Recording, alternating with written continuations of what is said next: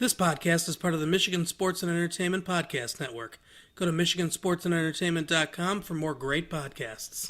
You know who I can do without? I can do without the people in the video store. Which ones? All of them. This is Massive Late Fee with Mike and Mark.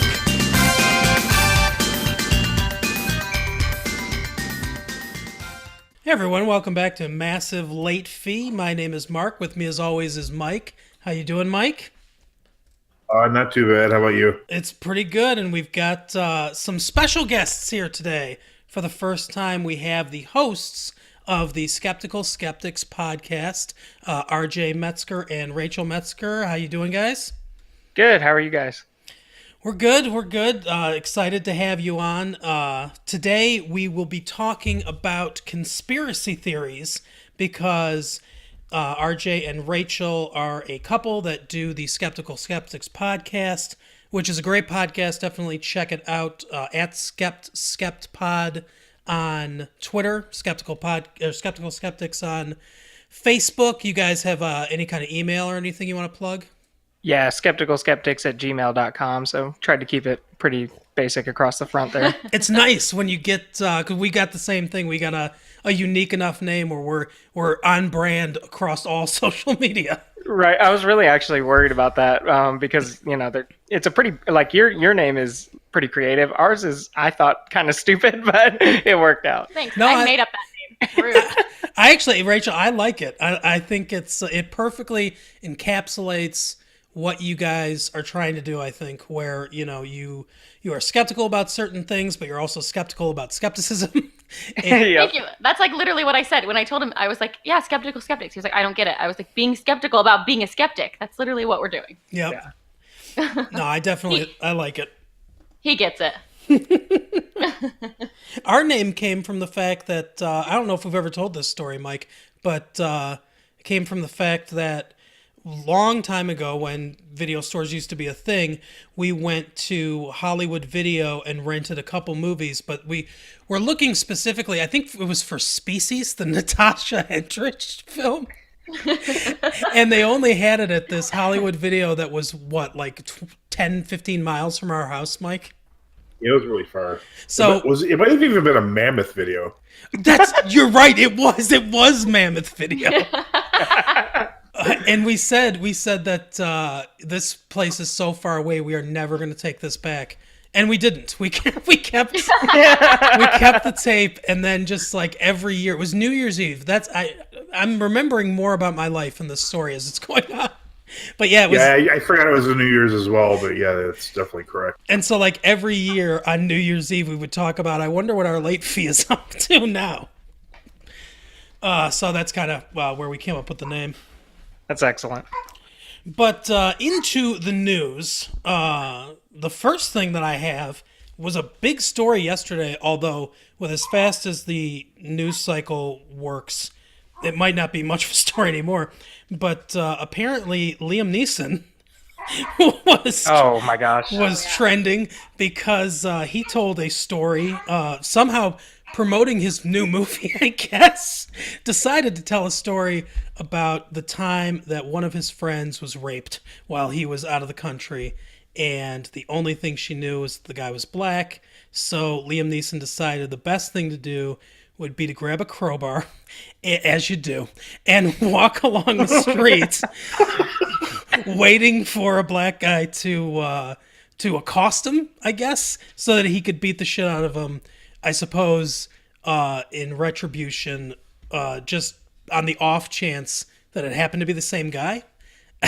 I think, yeah, and it was such a strange story for him to even launch into, and his terminology was terrible too, because he just said like a black bastard, like just any random guy, and that he would just go to town on him, and it's just a very strange story. I mean, I get it. I get where. I mean, not something I would do, and obviously not the right way to handle a situation like that. But I mean, I kind of get where he was coming from, and I think he tried to use it as a lesson almost, to where he was saying that he had learned from then, and he also equated it to the the situation in Northern Ireland, as to how this kind of violence and revenge and stuff only leads to more violence and revenge, and that it wasn't a good thing for him to do. I don't think he's racist, but it is a really bizarre story to tell. And it just brought a lot of scrutiny on him for, I don't know, almost no reason. And that's the part that gets swept under, is like what he was getting at, which is that, the random hatred, needs to end and stuff. But yeah, I mean, he turned his own life upside down last few days. Yeah, it's almost like Liam Neeson was like, I don't feel like being famous anymore. I'm just going to torpedo my own career. The biggest issue I have with this is his weapon of choice is a crowbar. Yeah. Often you see a crowbar, much less see one just lying there to be scooped up and chasing someone down with it. Yeah, and like, if I saw Liam Neeson's a tall man. If I saw Liam Neeson walking down the street with a crowbar in his hands, I don't think I'd be coming up to him at all, let alone trying to accost him. I've worked like blue collar jobs for like over 10 years. I've seen maybe 5 crowbars my entire life. All in very specific settings. Like, oh, look, it's a crate. We got to open this up. Here's a crowbar. Oh my God. I can honestly say I don't think I've ever actually seen a crowbar. I own 2 crowbars. Like, you own crowbars? Yes. Where are they? They're in the garage where everything else is. I have never seen those. Ever. My gosh. Like, never in my life. Oh, they're for home defense. Apparently. Home defense crowbar. Oh, I'm not going to use the phrase, but so what else I got here? Oh, they're making a Grudge remake. Oh no. Oh man. That's coming out, and it's been pushed back to 2020. The director says he's equating the movie to the film Seven, which has got to be a mistake. Oh yeah, you can't. Oh man. Let's take one of the best thrillers of all time and equate our movie to that, because it's setting the bar pretty high. Mike, I know that you're a big fan of that movie too. Yeah, but I just realized maybe Kevin Spacey wasn't putting out as good of a performance as we all thought. I think in retrospect, like, I thought he was a really good actor, but I don't know now. It's like, I don't even have to pretend to do this role. I got this. Oh man. Oh man. Yeah, I really do. I've only seen it a few times. I really do like that movie, though. Now, David Fincher, obviously. Oh yeah, he's a genius. Now, do you think that The Grudge, you think? I'm having flashbacks to when Sarah Michelle Gellar used to be in films. But do you think that The Grudge can have that same type of tone? See, I know there was like a Japanese movie called The Grudge. Are you saying there was a remake of that movie? No, what I'm saying is Sarah Michelle Gellar is in this. Is this what you're saying? She's going to be in this movie? No, I think. Oh, so she already was in a movie called The Grudge, like a remake of the original one. Yeah, 2004. Oh, okay, yeah. I'm sorry, I haven't seen it. I don't really know much about it. Okay, well, yeah, they're remaking that one. Although I don't know if they're going to take more of the tone of the Japanese version, which I've only seen bits and pieces of, and like most Japanese horror, it's confusing and disturbing. Yes, yeah, it is. Or if they're going to do more of the reboot of the Americanized version of it, but I don't know. I don't even know if it needs the tone of a movie like Seven, where it's just more of a straight supernatural horror film. Obviously, Seven is something completely different, but I definitely think it's a mistake to bring that up when you're talking about your movie.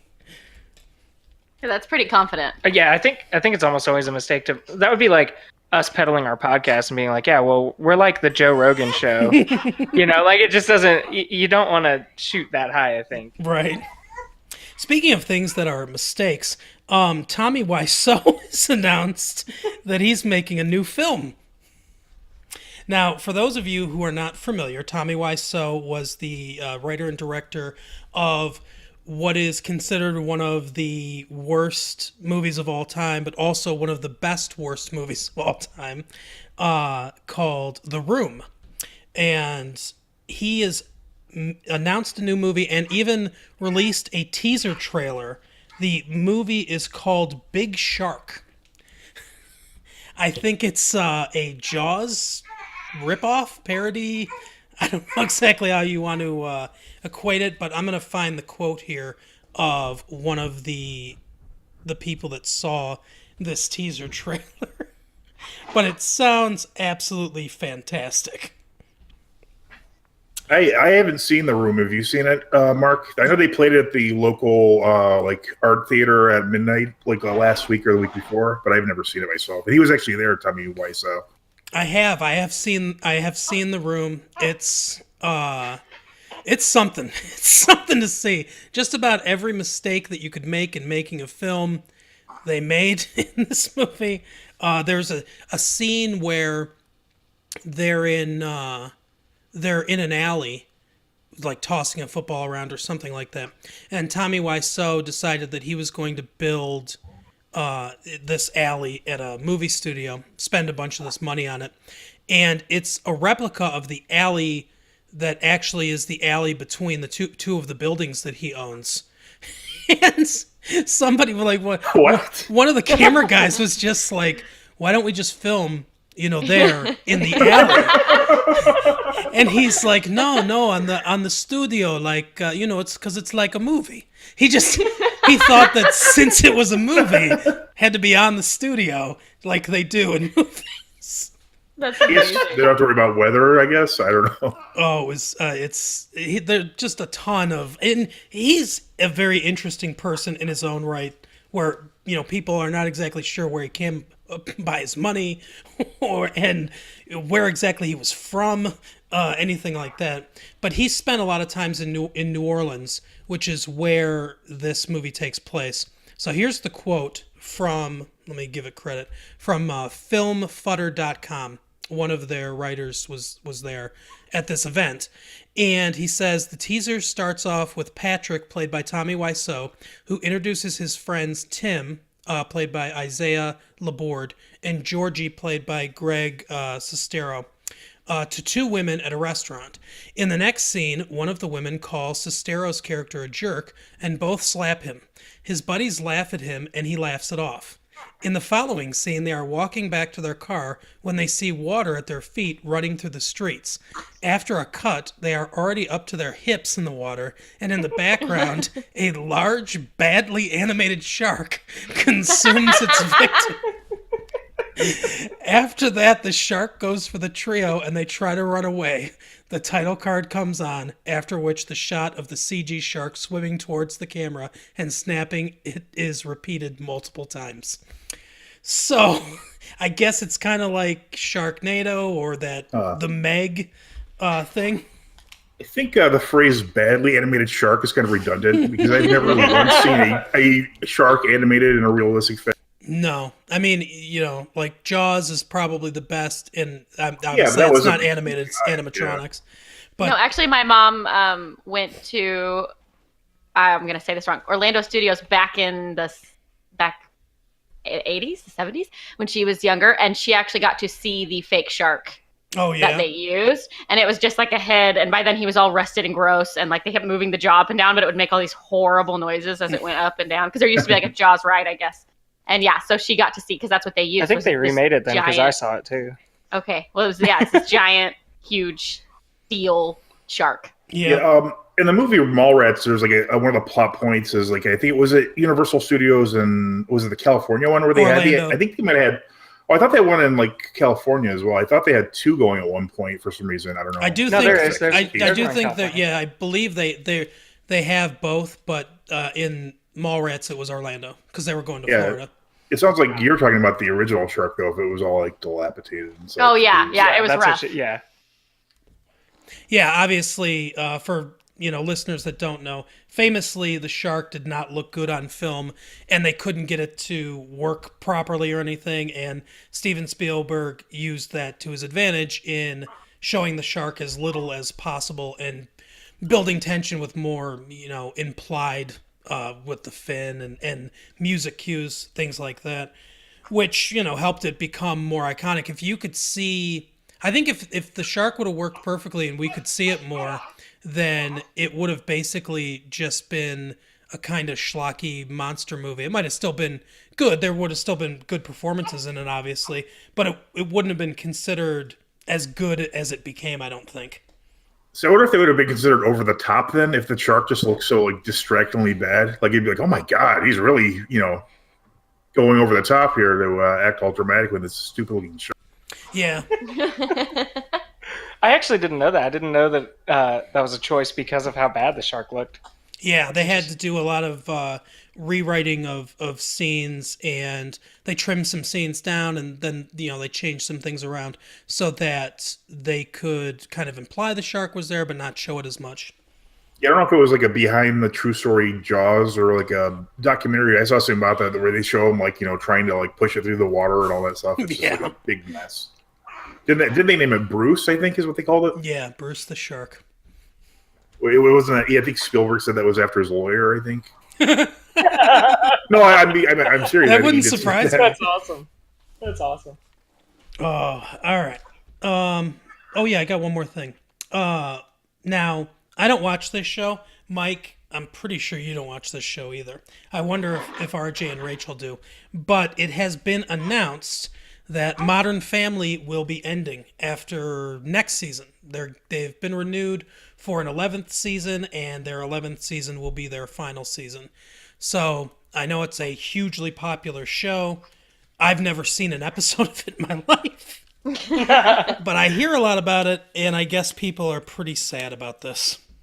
I think I watched like the first 2 or 3 seasons, and Rachel's watched like all of them. I haven't watched the last couple just because I feel really bad saying this. It is such a good show. I just felt like every single, which I guess is fair for a lot of just like fun comedy shows. It's just every single show followed the exact same formula over and over again. Unfortunately, sitcoms can get like that. Yeah, and I just felt like by the time I was done watching it, I was like, I'm pretty sure I've watched every single possible scenario they could be awkward and funny and right. ever. So I was like, okay, this isn't my time anymore. And I felt that way after season 3, which is why I stopped. So, yeah. But yeah, so 11 seasons, they've either run out of ideas or they don't like money anymore. So, I feel like that's going to be one of the last like traditional sitcoms, that are as successful as it is, because they seem like they're going, out of fashion. Yeah. Like, I remember when reality television started and it dominated programming because it was something new. And people were like, oh, this is what TV is going to become now. And I remember saying, oh, eventually it'll just be another type of show that's out there. But the more types of shows that you get, the fewer of more traditional ones that you end up seeing. So yeah, you don't see a ton of sitcoms, at least not super popular anymore. That's kind of crazy.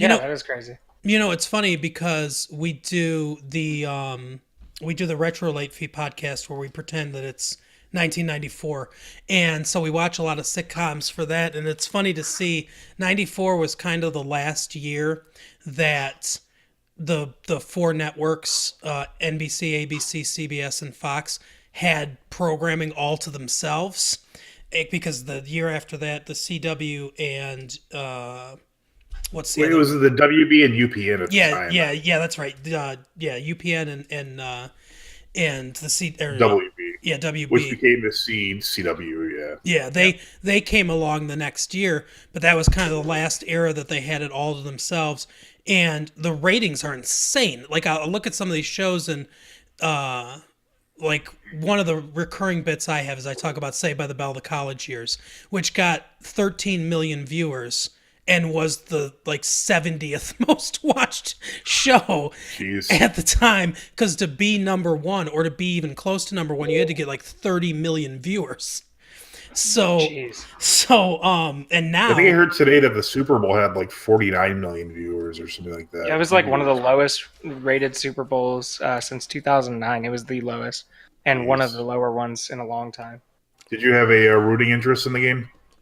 I'm a Texans fan, but I'm just so tired of seeing Tom Brady in the Super Bowl every year. Yeah, just so tired of it. Not Tom Brady's my team generally. We're from Cleveland, so the Lions unfortunately aren't very good as far as football. Yeah. Yeah, well, hey, at least you got that 0-16 season that you can be proud of. Hey, we did it first. That's Yeah, I right. know. That's what I mean. And that's funny. You're a Texans fan. The Texans have also never been to the Super Bowl. Exactly. Yeah. Of course. I always say it's a hard life to live, but someone's got to do it. Of course, your team has been around for what, like 20 years? Yeah, barely 20. Yeah. Ours is one of the original NFL teams. Were they the Oilers first, or did the Oilers become someone else? I don't Oilers remember. became the Titans. Oh, that's right. then Yeah. The Texans were technically a brand new franchise, but Okay, I didn't know it was a new franchise. yeah, the Adams family, which took the Oilers to Tennessee, wouldn't sell them the Oiler rights, so like they never had access to like the throwback jerseys or anything. I know, that sucks. Yeah. But hey, I mean, the Lions have had some fun teams to watch. Yeah, over the years. 1991. That was I was 12. That was the last time we won a playoff game. And both of our Steve teams. Jitterson say they've had some good games. during the past week. Yeah. Hey, there was a particularly good Thanksgiving game against the Texans that I remember. Hey, what was that, 2005? No, like 11 is the one I'm thinking of. I think it was 2011. When my I was just gonna say both of the franchises wasted two great receivers with the last name Johnson. Yes, Well. that's right. When my first daughter was born, it was 2005, and in September. So yeah, this would have been the beginning of the season. We played the Texans. I think it was the first or second game of the year, and we were still in the hospital, and my wife was asleep. So I was sitting on the chair, and I had my daughter in my arms, and I turned on the TV. I was watching the game, and I looked at her, and I said, "Okay, sweetie, so this is the first time in your life that the Lions either win the game and falsely get your hopes up, or crushingly disappoint you." The first of many. Sometimes it's in the same game. Oh yeah. Yeah. Oh yeah. Yeah. But yeah, that Super Bowl was not super exciting to watch. No, so I was actually on a camping trip and I lucked out and got some decent cell reception. Mm-hmm. And so I climbed a mountain to watch part of this game, and I log in and it's like third quarter, 3-0, and I was like, "What? No, like, why did I do all this? Like, I should have just stayed in the tent." RJ's got a machete, and he's just like chopping. He's just chopping through. There's rocks falling all around him. We gotta watch this game. 3-0. I got roared at by a bear. Like it was not worth it, man. Not at all. He lost 2 men. Oh my god. Oh yeah. I don't mind defensive struggles. I don't mind defensive games, but it was a miserable game to watch.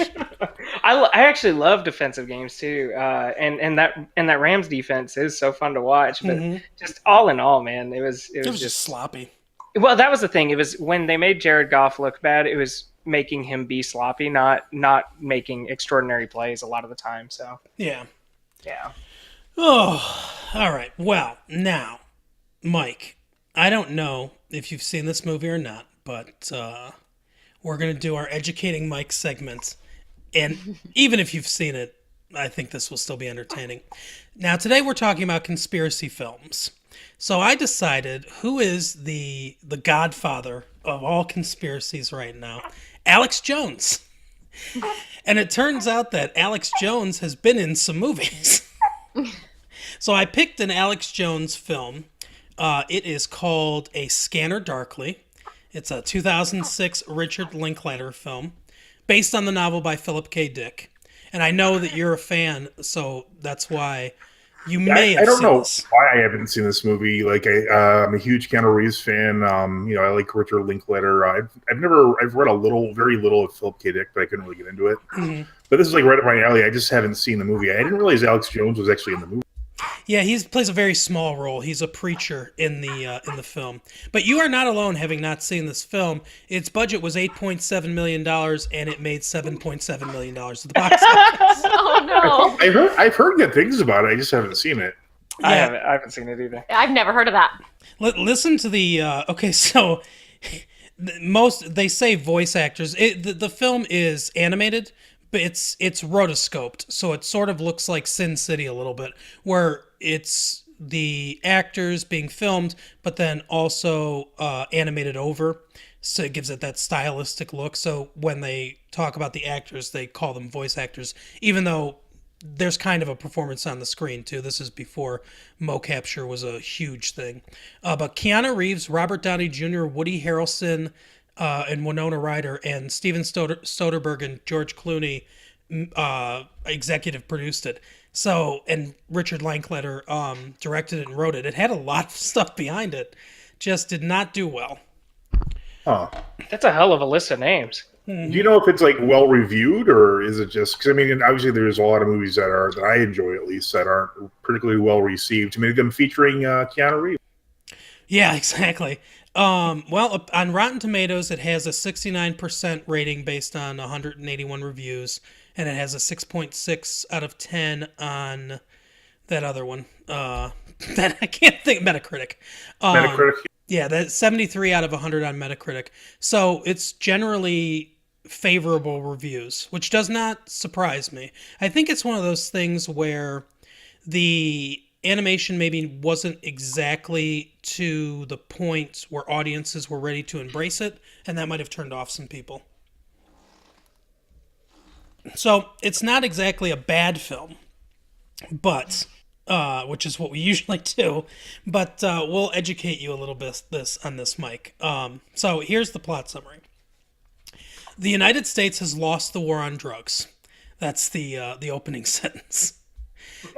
Substance D, a powerful and dangerous drug. And let me just say, Substance D to me sounds like the off-brand drug that loses to the name-brand drug on a commercial.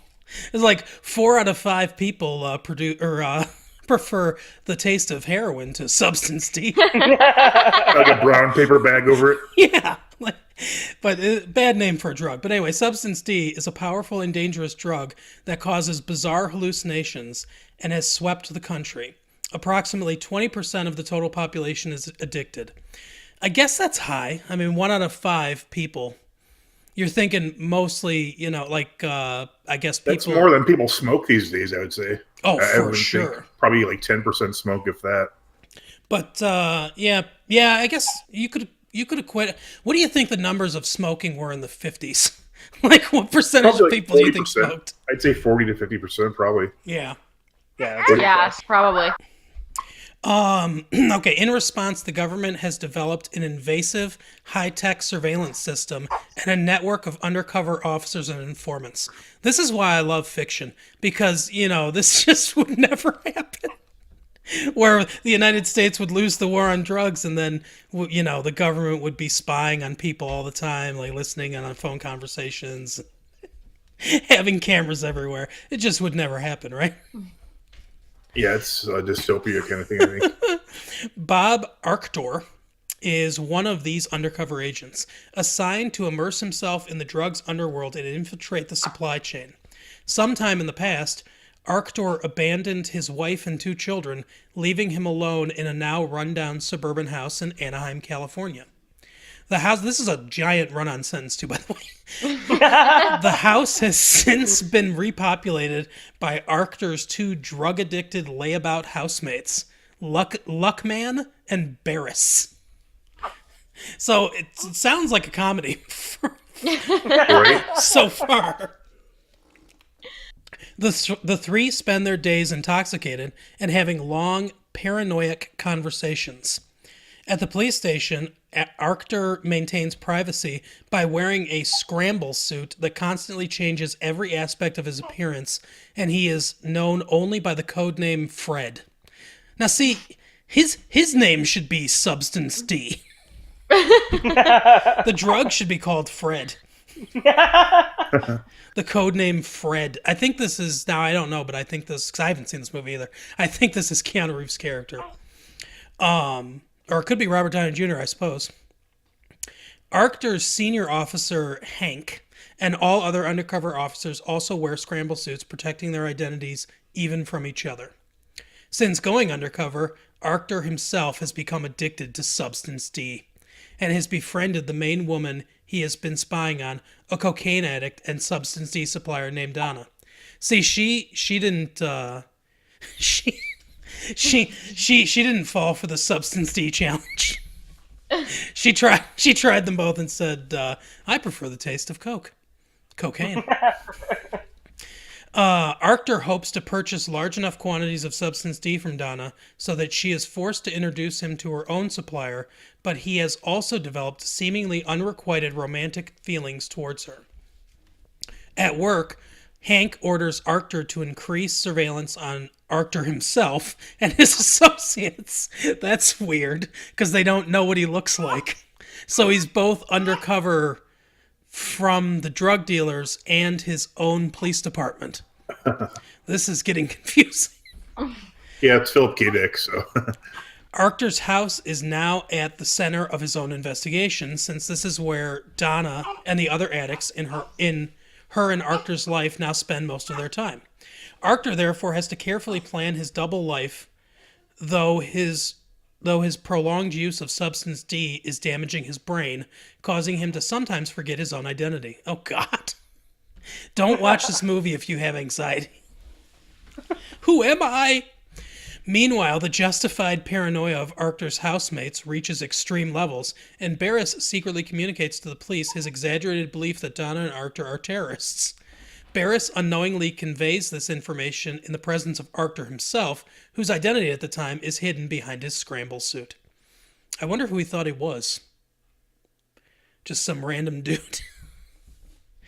After Barris supplies the police with a faked recording allegedly proving his claims about Donna and Arctur, Hank orders that Barris be held on charges of providing false information. After Barris's arrest, Hank reveals to Arctur that he has deduced him to be the true identity of Fred by a process of elimination.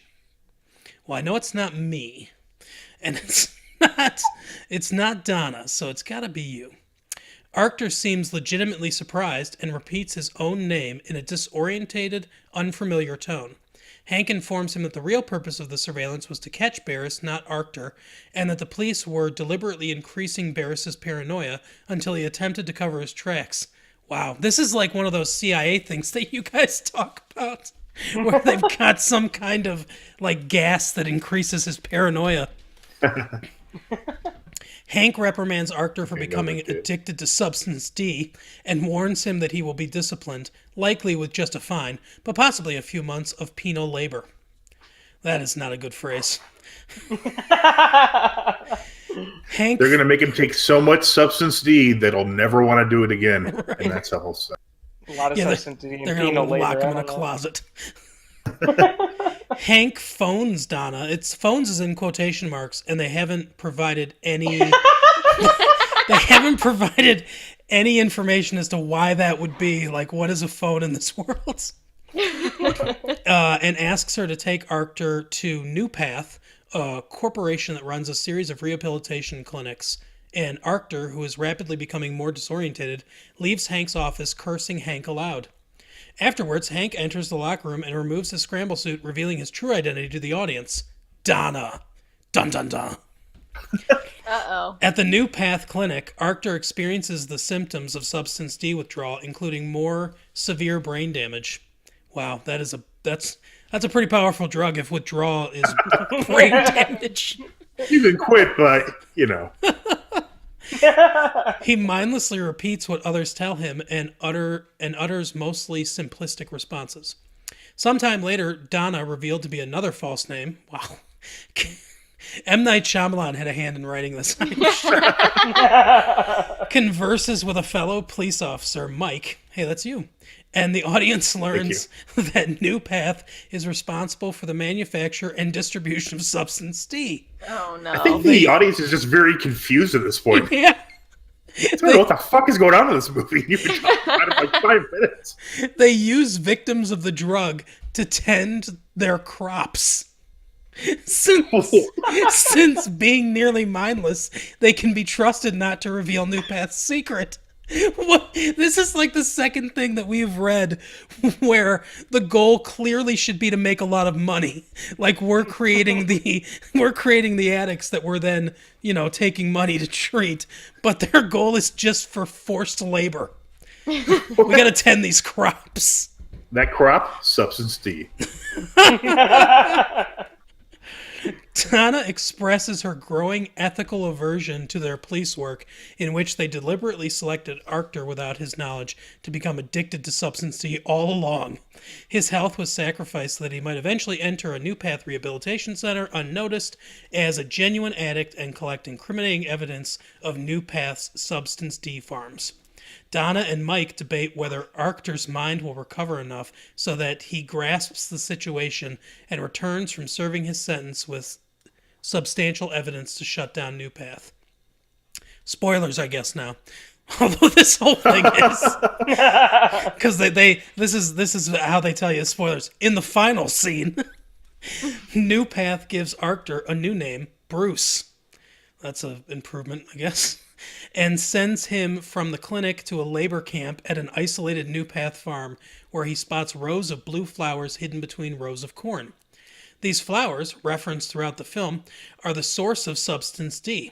As the film ends, Arctur hides a blue flower in his boot, apparently prepared to hand it over to the authorities during his upcoming Thanksgiving respite, though it is not at all clear. That's the most honest thing in this review. No, it is not. This part's confusing. Though it is not at all clear whether he has recovered enough of his mental faculties to do so. Oh, that definitely sounds like it's based on a Philip K. Dick novel. It's a roller coaster right there. But Alex Jones plays a preacher in that film. He's actually in 2 Richard Linklater films. There's a film called Waking Life, I think, that Richard Linklater wrote that was like an existential crisis film, and he plays a small role in there too. So I don't know if they... I think they're both from Austin. I don't know if that's what the connection is. That's probably if they're personal friends or anything.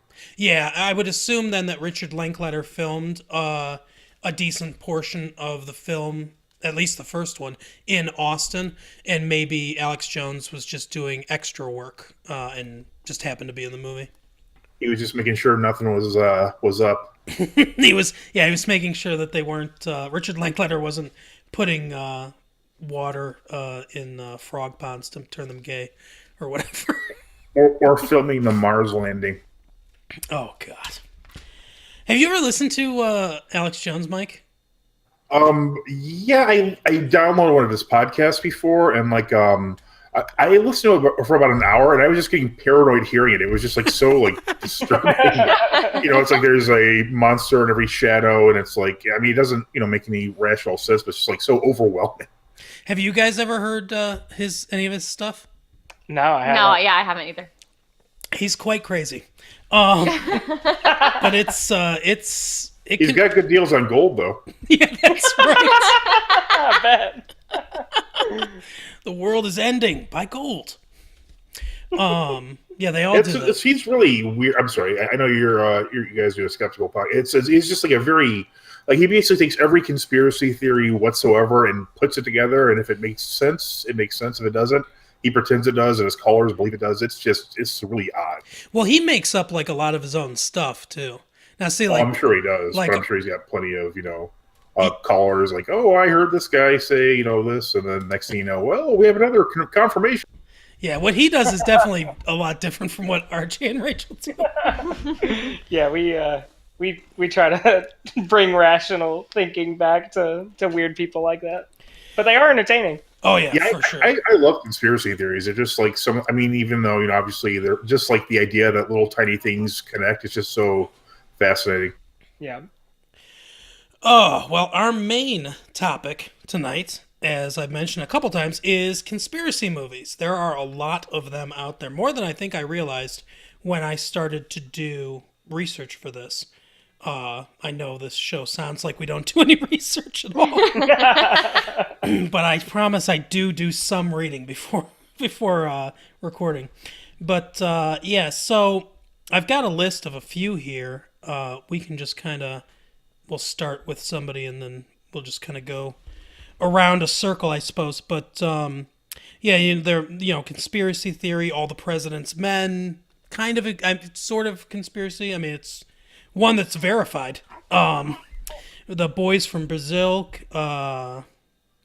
Enemy of the State, Sneakers, which was one of my favorite ones in the mid-90s, Executive Action, JFK, The Net, They Live, Loose Change. I'm going to talk about that one a little bit. That's a very interesting one. But Mike, what conspiracy movies do you like? Do you think are fascinating? Maybe are believable? I mean, I've seen. I mean, I'd say the documentaries are like the most believable sort of things. I mean, another interesting one. There's like two different genres. There's fictional and non-fictional conspiracy movies. Like Fahrenheit 9/11 is a conspiracy, movie in a lot of ways. It's not like it's just. I mean, they're presenting a theory, and same thing with Bowling for Columbine and Michael Moore's movies. There's a conspiracy aspect to it. Yep. I'm a really big fan of the genre, but I mean, I can't think. I mean, there's one that I have that's just completely ridiculous, so I think I'm going to save it. But what about you guys? Do you have any favorites of conspiracy type movies or skeptical movies, anything like that? Yeah, so we actually just watched Conspiracy Theory off of Mark's recommendation, and loved it. I thought, I really liked it. Yeah, I thought it was great because it taps into MK Ultra, which was a real thing. So that was cool. And then Patriot Games has some conspiracy elements, and I read that book and then also enjoyed the movie. And then Enemy of the State, which I think you mentioned as well, is a very good one. Yeah, I like Enemy of the State's one of those that it was a big hit when it came out. I think it was 98. I saw it in the theater. I mean, which is odd because I'm not a really huge Will Smith fan, but it looked interesting to me. I think this is one of the ones that we saw in the theater together when around that time. But we I remember seeing it in the theater too, and it was a big movie, and it was kind of one of the first movies where people sort of took it seriously, at least the fictional ones, not the documentary ones. But they looked at it and they said, oh, this could really happen with all this surveillance and everything. The internet was still obviously, I mean, I don't even know if you could call it in its infancy. It was in utero, I think, in 98. When you look at what you could do online then compared to interesting part what it is now, is that conspiracy theory websites have not changed since 1998 either. They look exactly the same. But it was a movie before its time. I mean, 2001 was whenever, going in after 9/11 and all that with the NSA expansion of their net and stuff. Like, it was just 3 years before whenever that actually became a real fear for a lot of people. So it was very interesting. Yeah, I like it. It's more relevant if you watch it now than it was at the time. Oh, I agree, for sure. Definitely. That's definitely a classic conspiracy theory in movies, because if you think about it, 1984 has the same concept. You're constantly being watched, but I mean, it's like it just finally came to fruition. Who knows? Maybe 5 years ago, 10. We don't really know exactly how advanced technology is to the military and that sort of thing. And that was. Oh, sorry. Go ahead.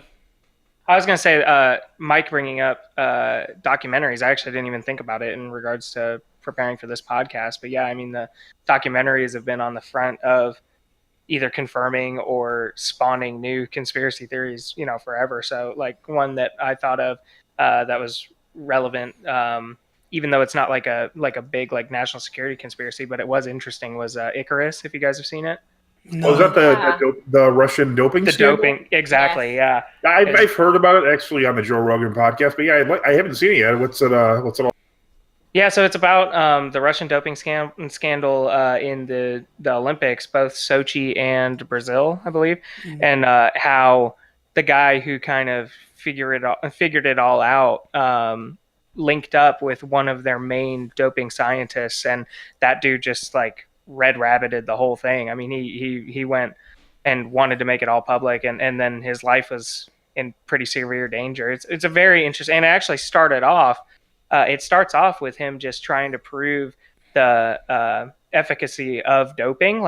So the documentary filmmaker starts off just trying to see how much better he can bike while doped, and then in trying to figure this out, he makes the contact with this Russian scientist, and then totally unravels the whole Russian doping scandal in and of itself. So then the film also then turns towards that. It's a very, very interesting, and it is also interesting to see how Russia has maintained their level of I mean, they're not the KGB anymore, but they might as well be. Like, it's really cool.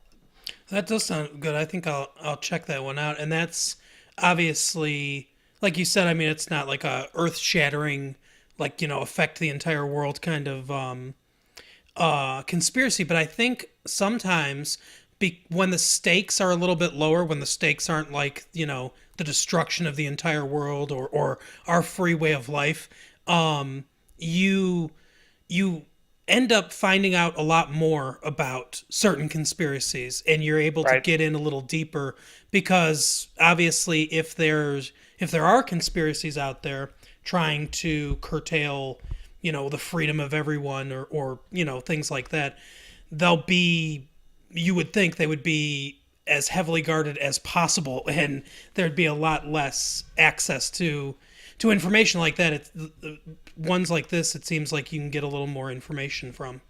Exactly. I think the interesting part behind that too is that it opens the door to, hey, if they put up this much resource and this much effort to the Olympics, then imagine what they're doing with something like, for instance, the U.S. election, right? Like, and I think that's really what gives it credence, is you have this small scale struggle. I mean, like the Olympics, call it a war, right? Like, you're just trying to make your nation look better than everyone else's. Well, imagine how many resources and how much effort they're dumping into real, political intrigue. So that I think is what makes that interesting to me, is the fact that, if they're going to dump, I mean, and they funded his entire lab, like extreme amount of funding, a lot of security. If they're going to dump that into just doping for the Olympics, can't imagine what they're doing on the political sphere. Yeah, that's, sure. That's definitely like a very deep, very frightening hole you can fall into, like looking into like Russian like political conspiracies and assassinations and all that sort of thing. Oh yeah, it's a rabbit hole so deep. Like especially even the election tampering allegedly. Please forgive me, Russia. Our server goes down. Even that's like fascinating. Like there are different teams called like after bears. One's like Golden Bear, one's Fancy Bear, and they all have their different departments of the Russian military. Ooh, Fancy Bear. What aspect are they in charge of? Yeah, I assume the translation is a lot more scary sounding. No, I know. Get out of here! He's fancy. It's really, I mean, and like the I can't remember his name, Alexander something, the descendant in England, and the other guy in England, poisoned, and some people, not me personally, maybe the rest of you, think it's Russia. Yeah, there's a tendency in Russia for people critical of Putin and the government to die or disappear. Yes. Yeah, definitely. And, it's hard. It must be hard to solve crimes in Russia because a lot of them go completely unsolved, even though Vladimir Putin himself runs the investigation. I don't understand why they can't figure out what happened. You just not a very good detective. That's it. He's like, I got this, guys. Don't worry. What if that was it? What if Vladimir Putin didn't really commit any of these crimes, but he was like Inspector Gadget? He and O.J. Simpson team up to solve crimes. We'll find that uranium poisoner, then we'll get the real killer. Oh God, OJ. That was 94, so that's coming up on the podcast this summer. Oh, that's awesome. Oh, You're gonna watch the trial day by day reported. Yeah, that's right. I can't. It's weird to say that I can't wait for the death of Nicole Brown Simpson and Ronald Goldman, but I mean, you know what I mean. You should warn her. Use the podcast. Oh, if only it happened that way. But what if it did? I probably wouldn't. I probably wouldn't warn her because I would be too afraid that it would change the world in some weird fundamental way, the butterfly effect, and Sorry, you have to die. But what if your co-host was her sister? Wait, what? Say instead of your wife, your co-host for that podcast was Nicole Brown's sister. Oh, would that change your opinion on this? I think that would be enough. in horrible taste if we got someone to pretend to be Nicole's sister. No. I mean, what if she really was your partner? Okay, so you're creating a scenario in which somehow I know Nicole Brown Simpson's sister. You're like, hey, this is about your sister. You probably want to be on this one. Oh, God. Let's relive these days. Oh. Sounds like fun. Oh, one of the movies that I saw for, speaking of murder, I guess, one of the movies that I watched is a film I've never seen before called Executive Action. This movie came out in 1973, so 10 years after, actually it was released November 7th, 1973, so almost 10 years to the day of President Kennedy's assassination. And it stars Burt Lancaster, Robert Ryan, and Will Greer. And it's about the Kennedy assassination. It's one of the first that I was able to find films about the assassination that takes the point of view of it being a secret government group. They meet in the Mojave Desert and stuff like that. They reference Franklin Roosevelt at one point, and they say that, you know, there are times where presidents basically need to be killed. These are assassins that work for the government. Burt Lancaster is the head assassin.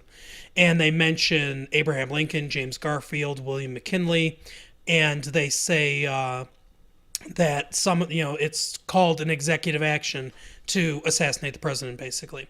And they're going to do it to President Kennedy because of his anti-war sentiments, things like that. That's the reason that they give. So this is obviously when this movie came out, when this movie was being made, and when it came out, it's tail end of the Vietnam War era.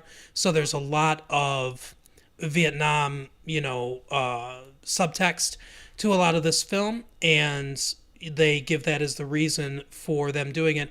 And it's kind of a coalition between the CIA, the mob, and these government assassins. They end up killing. They end up showing like the killing of Jack Ruby in this movie and stuff like that. Robert Kennedy is referenced, although I don't believe they don't show his actual assassination. But it begins with a voiceover from President Johnson saying that he doubts the Warren Commission's findings. And the narration says that the segment of this, because he was asked about the Kennedy assassination and the Warren report on television, and he actually said these things in real life, Lyndon Johnson did. And the narration ends by saying that the segment didn't ever run on television. It was cut from the program by Johnson's request. So, and then it ends in a similar fashion, the film. But it ends with the Sunday Times saying that the probability that all these different people that witnessed the assassination all dying, because they talk about how there's 18 material witnesses, and all of two have died of unnatural causes within 3 years of the assassination, and it says that the odds of that would be 100,000 trillion to 1. So it's an interesting film for sure, and like I said, the Kennedy assassination 10 years later still fairly fresh in the minds of the American public. I'm sure it had to be a difficult movie to make during that time, when if you did one about the Kennedy assassination now, I mean, it sounds glib, I suppose, but it's been so long since it happened, things tend to cool down. Just like if you made a movie about 9/11 a year after it happened versus 10 years from now, it would certainly be different. The emotion isn't as raw. But it's a very good movie, and it brings up a lot of interesting points and ideas about the Kennedy assassination. And that is one of the I think probably that's the king of all conspiracies. Would you guys say that's the one that everyone sort of knows and talks about? Definitely, I think that's the main. Sure. It's definitely the gateway drug to conspiracies, I would say. It is, yeah. I think, and it's quickly being overtaken by 9/11 in a lot of circles too. And I was going to draw that parallel. Like, I couldn't imagine if someone in 2011 made a mainstream film about 9/11 being an inside job, like how that would go over. You know what I mean? Right. Yeah, Yeah. and Burt Lancaster was a big star. I mean, he was older in '73, but certainly still a big celebrity at the time, and it definitely was a popular mainstream film. What's interesting is I'm pretty sure this is pre-Zapruder film, like before it was like out in the open. I thought that was like only like on unearthed in like 1978 or so. Am I mistaken? No, I believe now. I think I'm going to look it up real quick, but I believe that's correct. That it was under government hands for that period of time. And Like 15 years or something. Or no, I thought it was even 25. Was it 13? I thought it was 15 as well. I know that there was the cover. It was on the cover of Time, but just one of the stills from it. But as far as people actually getting to see it, isn't it kind of strange that pretty much I'm sure all of us on this have seen that movie or seen that clip so frequently that it just doesn't even phase you anymore. Like, you don't even think of it as like a person's head exploding. Yeah, exactly. Yeah, no, it's just and you see another it from such YouTube a young video. age too. At least I did. Like, I think it was like 10 or younger when I first saw it. Yeah, I was. Yeah. That was. I mean, I could confidently say that was the first death I ever saw. Yeah, I would say probably with me too. Yeah, I think so too. Let's see, 67, Life magazine. That's right. They made a copy from the original. In 68, they used some stills. They used it in the trial of Clay Shaw, but obviously that wasn't released to the public. 1975, ABC late night television show Good Night America, hosted by Geraldo Rivera. See, I knew it was Geraldo Rivera. I just wasn't sure what year it was. I thought it was 78. I don't know why. Yeah, 75, yes. And then they didn't. Okay, so let's see. There was a royalties lawsuit between Time and the Zapruder heirs in 75 after it was shown on that show by Geraldo Rivera. That was settled in 1978. In 1978, the family transferred the film to the National Archives and Records Administration. So 78 was when it was able to be disseminated to the public. And when did the film come out again? 73, you said? 1975. So the movie? Yeah, the movie came out in 73. So it's still pre-Zapruder film. Wow. Yeah, that's crazy. But yeah, so yeah, that like I said, that's the Kennedy one. I mean, it makes sense because it was an enormous event, the assassination of a president actually filmed during an era when you could film it. And television, the last assassination before Kennedy's assassination was William McKinley's in 1901. 1801. No, it was like eight. He I think was Wilson reelected was in 18. 1898, I believe. So it was 19. Yeah, Wilson. I'm thinking it was 1900. Yeah. So obviously there wasn't television then.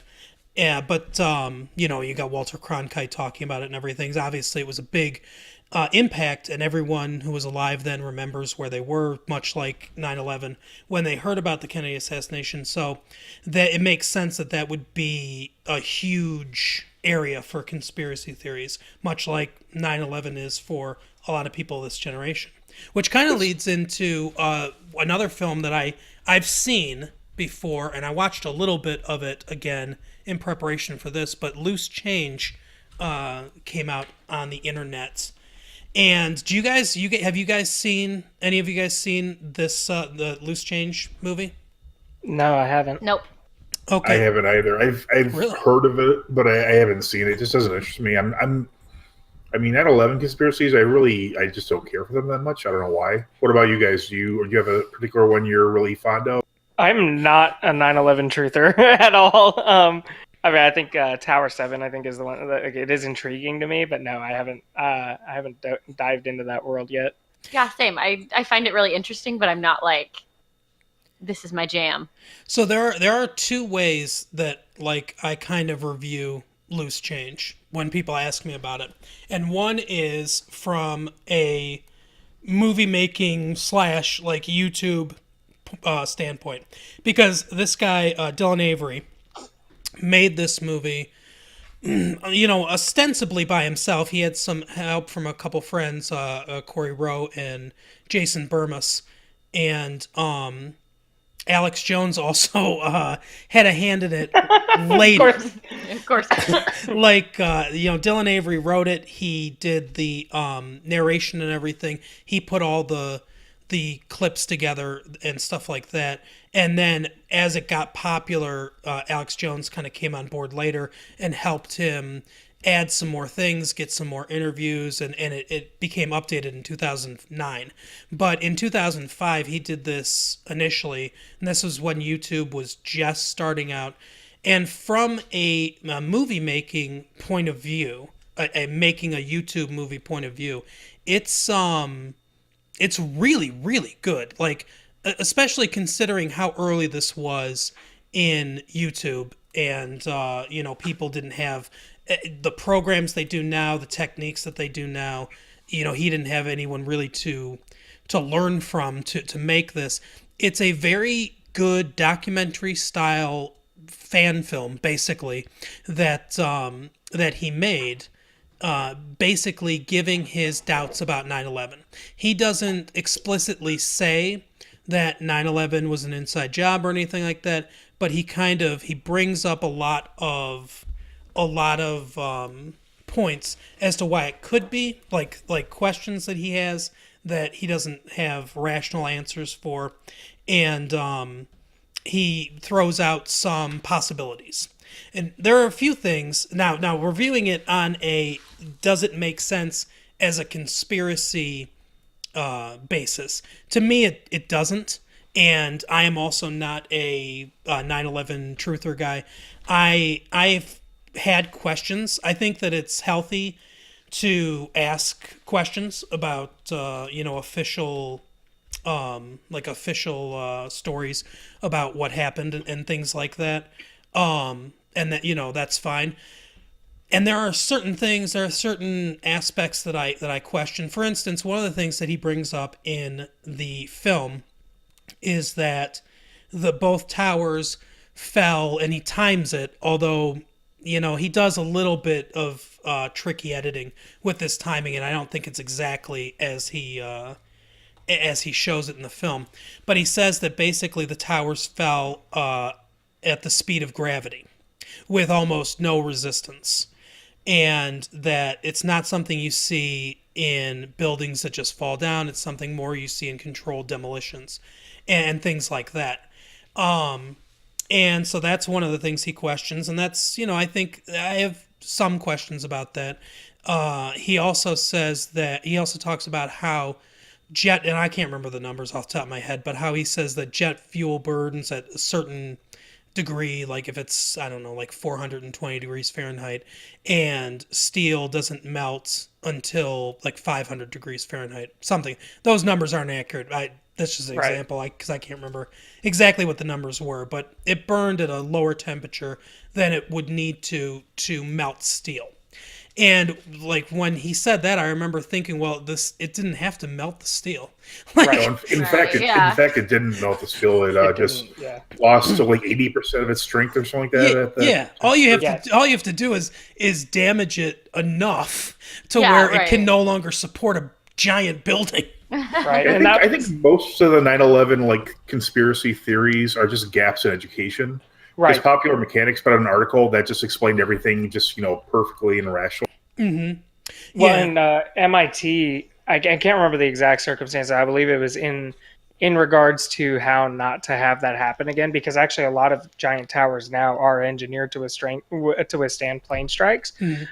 They recreated the Twin Towers both on a small scale and then digitally, and it followed every model that they had. And like you said, and I've had a lot of weird jobs in the past, but I also have a lot of weird hobbies. One of them is metalworking, and if you heat and twist steel, you'll realize it is not very strong well before the melting point, and, right. Sure. And then that's the other thing too, is like that the two principal claims: one, jet fuel can't melt steel, and then two, that it had little resistance compared to the speed of gravity. Both of those have been thrown out the window by major institutions, and then also a lot of physicists as well. Like those claims just didn't really have much weight, even though, and I think the jet fuel thing really picked up from Rosie O'Donnell. So I have a life motto of just not listening to Rosie O'Donnell. Yeah, she only got her PhD in materials science from a state college. She didn't go to some fancy Right. Exactly. Yeah, so I'll take MIT over Rosie O'Donnell in any heavyweight fight at any given moment. You don't trust her insights in the movie Exit to Eden? Another big problem is they always have these petitions like, look, 500 scientists have signed this, but then you look at it and like, I'm an oceanographer. It's like, what do you know more than I do? I mean, this is I mean, seriously, like the climate change is like, well, I'm a history teacher, so I know about climate change. And it's like, what does that have to do with anything? It's never legitimate scientists that are studying these things in their field. Yeah. Oh yeah. What was I gonna say? Oh, So it's interesting, like that gap in knowledge that you point out, Mike. I think a lot of conspiracies come from that. One of the things with the Kennedy assassination, and it's in the movie JFK. It's one of the big lines in the movie JFK. Oh, I know exactly what you're talking Kevin about. Costner says it. The magic bullet. All the time, where he talks about the magic bullet and how it had to go from here to there to there. Right. And that's parodied on Seinfeld and in tons of different places. But it's the gap of knowledge that people assumed that Governor Connolly was sitting in front of President Kennedy, and that he was sitting level in front of President Kennedy on the same level, and they were parallel, which was not the case. He was in a jump seat, which was lower and moved slightly in. And if I've seen the car, I think it's the Lincoln, and if you look at it, it's clear that, that is the case. And when you redo the model to, show what their actual spatial relationship was to each other, it's a straight line bullet that accounts for all their injuries. So that's another, situation where it's a gap of knowledge. The 9/11 thing, no matter how many interesting questions people bring up that I might not know the answer to or not have the answer to, like our friend Ben likes to point out, and he's also not a 9/11 truther, but it's something we like to discuss because we just like to talk about conspiracy theories. But he talks about how a couple of their terrorist passports were found on the ground and in outside the buildings, completely untouched, like not burned or anything. And anytime someone brings up something like that where it's like, well, I don't know exactly how something like that could happen, I always counter it by saying, okay, let's assume that it was a conspiracy. Now I have way more questions. Right. Now it seems like it's like if you make the assumption that it was a conspiracy, it just becomes way harder to believe. Right. And for the record, I believe that's been disproven. I think there was actually different people's passports. Oh, okay. Well, and that was one of the things, so Tower 7, right, is one of the main ones that people talk about of how did it go down. And I haven't brushed up on it recently, so I don't know if, they figured out what it was. But the big thing to me is if I were in a boardroom of dudes coming up with this conspiracy, I wouldn't say, yeah, let's bring down that building that wasn't hit by the plane. That won't raise any red flags, like I think it's like the moon landing thing. So many people think it's fake, but they got so much stuff right that they couldn't have planned for. It's the same thing with 9/11. Like that would just be so stupid. Like some other guy with a roll of debt cord is walking over to Tower 7 and no one saw him, you know. So Right. I think that's whistling. one of those things. Yeah, exactly. Just the fact of that. Just the fact that out of all the terrible things that happened that day, they had to get to Tower 7 that burned to the ground. That's like the only place they could find something wrong with. Like, that tower, that didn't go. Right. Basically, like, everything else, like, okay, well, they can explain this, but we don't know how that happened. So I think they were being closely monitored, right after the plane struck. Hold on, let's get to Tower 7. The one conspiracy that I've heard somebody have about 9/11 that I think to myself, okay, that's possible, is that somebody, like one of the military people shot down Flight 93. And I can see why they'd cover that up. I can see why they I really do don't see why. That would actually be a good indicator for them as far as national security goes. Well, here's the thing. Like, that plane was clearly heading to Washington, probably to the White House or to the Capitol building. I think the Capitol building was the primary target.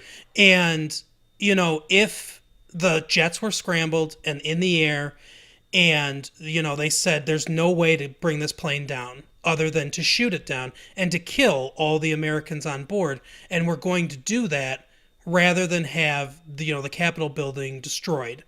I can see why there would be uproar about that from the American people. I could see why people would be like, that's terrible that you did that, and everything, even though if the plan had gone to fruition, they would have died anyway. But I could see why there would be people that would be up in arms about that. And I can see why the government would want to make that decision and then also want to cover up that decision. And if that happened, if they made that decision, it does not bother me. I mean, it bothers me in the fact that people died, but I don't begrudge them that decision. The decision-making process makes sense. Yeah, definitely. Well, I think it's one of those things that and I think it was documented. I mean, the jets were scrambled and they were ready to do it. It was just that they didn't. I think the only thing behind that theory that, to me, never really had much weight was the black box recording of the people that fought back, and the various phone calls. Like they made the conscious decision to bring the plane down. Yep. So, of course, you're going to always have those people out there that are like, well, the government can fake anything. I get it, but people recognize their loved ones' voices on those recordings. So that's the thing that, to me, and I 100% agree with you. Like, I wouldn't honestly blame the government for wanting to hide that if that were the case. It's just I don't think they had to get there. Like, were they capable of doing it? I definitely think they would, but I just don't I hope they are. To. Yeah, right. Exactly. Yeah, definitely, for sure. But yeah, and the person that brought it up to me, this conspiracy theory, my response to him was, I don't think that happened. And I said the same thing you did. I said I wouldn't. If it came out that happened, it wouldn't necessarily surprise me, and I wouldn't be angry at the government for doing that. But I don't think that happened. And he said, well, why didn't the other ones fight back? And I said, no. I said, you're thinking about this from a post 9/11 point of view. Anytime anyone had hijacked a plane before, it was, we're going to Cuba and we're going to hold you people hostage, and whatever. No one had ever used a plane as a weapon before. So and in the 70s there were quite a few like hijackings. It was like a very common thing. Yeah, and so when the first two got hijacked, or the first three got hijacked, and they rammed them into the buildings, the people wouldn't have thought, oh, we need to fight back or we're going to die. They were thinking we're going to have to just ride this out until they ransom us back to the United States or whatever happens, or the authorities come and find us wherever they end up landing this plane. But Flight 93 was later, and they saw the news reports. They saw what was going to happen. They were the ones that knew that they were going to ram this plane into a building, and they said we have to do something. So and that was well documented that that they even had phone calls to the airplane. I think his name was Mark Bingham or something like that. Yeah, I think it was Mark Bingham. reached out to his mom, and like he was well aware of the situation. And I think on one of the voicemails he said words to the effect of, "We're going to bring this thing down." So and you're 100% right. Like those first 3 planes, the major assumption of everybody's was, they're going to just hold them for ransom. Like I think the ones in the 70s you guys were talking about, like other than DB Cooper, I think a lot of them never even left the runway. A lot of those guys did the ransom on the ground. So yeah. That's another. Yeah, especially like in Europe, there was quite a few, with like Islamic terrorism and stuff. Yeah. I have 2 main problems with the 9/11 conspiracy. This particular one, the Flight 94, I think it was. What? The first one is 93. My apologies. The first one is a very common, reason that I disbelieve in a certain conspiracy theory. There's just way too many people involved. Right. I mean, there's. I mean, if they actually shut down with a missile, there would be so many people. I mean, if you can't just launch a missile and not have any accounting of it or proof that it was launched, right. Or there'd be especially nowadays with the prevalent technology, there'd be videos of it. People would see a missile fly and hit a plane. And second, it's just to me, it's like the lowliest of the low. I mean, there are certain grades of, but I mean, just the ones where they claim there's crisis actors, like the Alex Jones, like Newtown Massacre. That's just like the worst, I think, in my opinion. Like that just like leaves such a bad taste as far as conspiracy. I mean, I like when they're fun, but not like when they're like, oh, well, the government, murdered all these people. And right. I think there's a line to be crossed from the assassination of one person when nations are constantly behind assassinations. Mm-hmm. Versus, a nation being behind a mass civilian massacre. And another thing in regards to what you just said about the missiles, like people were following the plane. Like there were people on the scene in that field where they crashed very quickly. They would have definitely seen a missile launch. And I have seen postulated out there that the fighter plane that brought them down actually brought them down by ramming the plane, and that just makes no sense either because you would see the damage as it was coming down. Like I think it would incinerate if it just touched it. I mean, those jets are so huge compared to a fighter jet. Right. I just think it's just too dirty, right? Like, and like I said, like going back to that conspiracy boardroom, it would just be the dumbest thing I think you could do. Would be, let's make a spectacle of this and do it in front of everybody. And just to make such an executive decision so quickly that no one, it would just immediately, like the president would call the fighter pilot directly, hey, you need to do this. I mean, there'd be so many layers within that 30 minutes to an hour it took to get through to even have the order, if there was one, transmitted. Right. Yeah, I think the only conspiracies that really have a chance at being true are ones from way back when, like, for instance, like the USS Maine, and whether or not that was actually bombed by the Spanish that got us into the Spanish-American War, because, technology at the time would have allowed for fewer people to be involved in a conspiracy like that and for it to be more covered up more easily. I'm not saying that is a true conspiracy. I'm just saying those ones I think have more of a chance of being true than ones nowadays, and then ones where select military personnel or other people that are used to lying to everyone and keeping secrets even from their family and stuff like that are able to where you keep the cabal small and of people that are trained to keep secrets like this, a la like the Pentagon Papers for the Vietnam era, where certain people made decisions that we were going to escalate our involvement in Vietnam, all the while telling the American people that we weren't doing that. Right. So I can almost never go for a technical conspiracy, like when it relies on supposed thrown together scientific evidence that's easily disproved. But some other 9/11 conspiracies are actually relating to personnel. They say, hey, they knew this was happening. I can get behind that kind of conspiracy because just the ambiguity of that is just really what draws me in. Well, and that's really the realm that our podcast exists in, is that we are firm believers that what everybody knows of 9/11 is probably not what fully happened. And then the full-on conspiracies are also not what happened, but it is likely somewhere in between.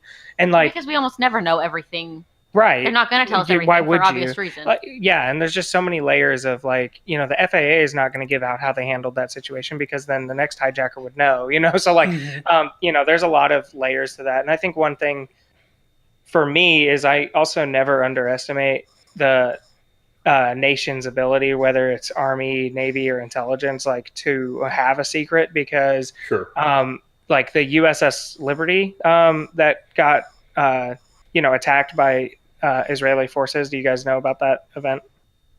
I don't know about that one, no.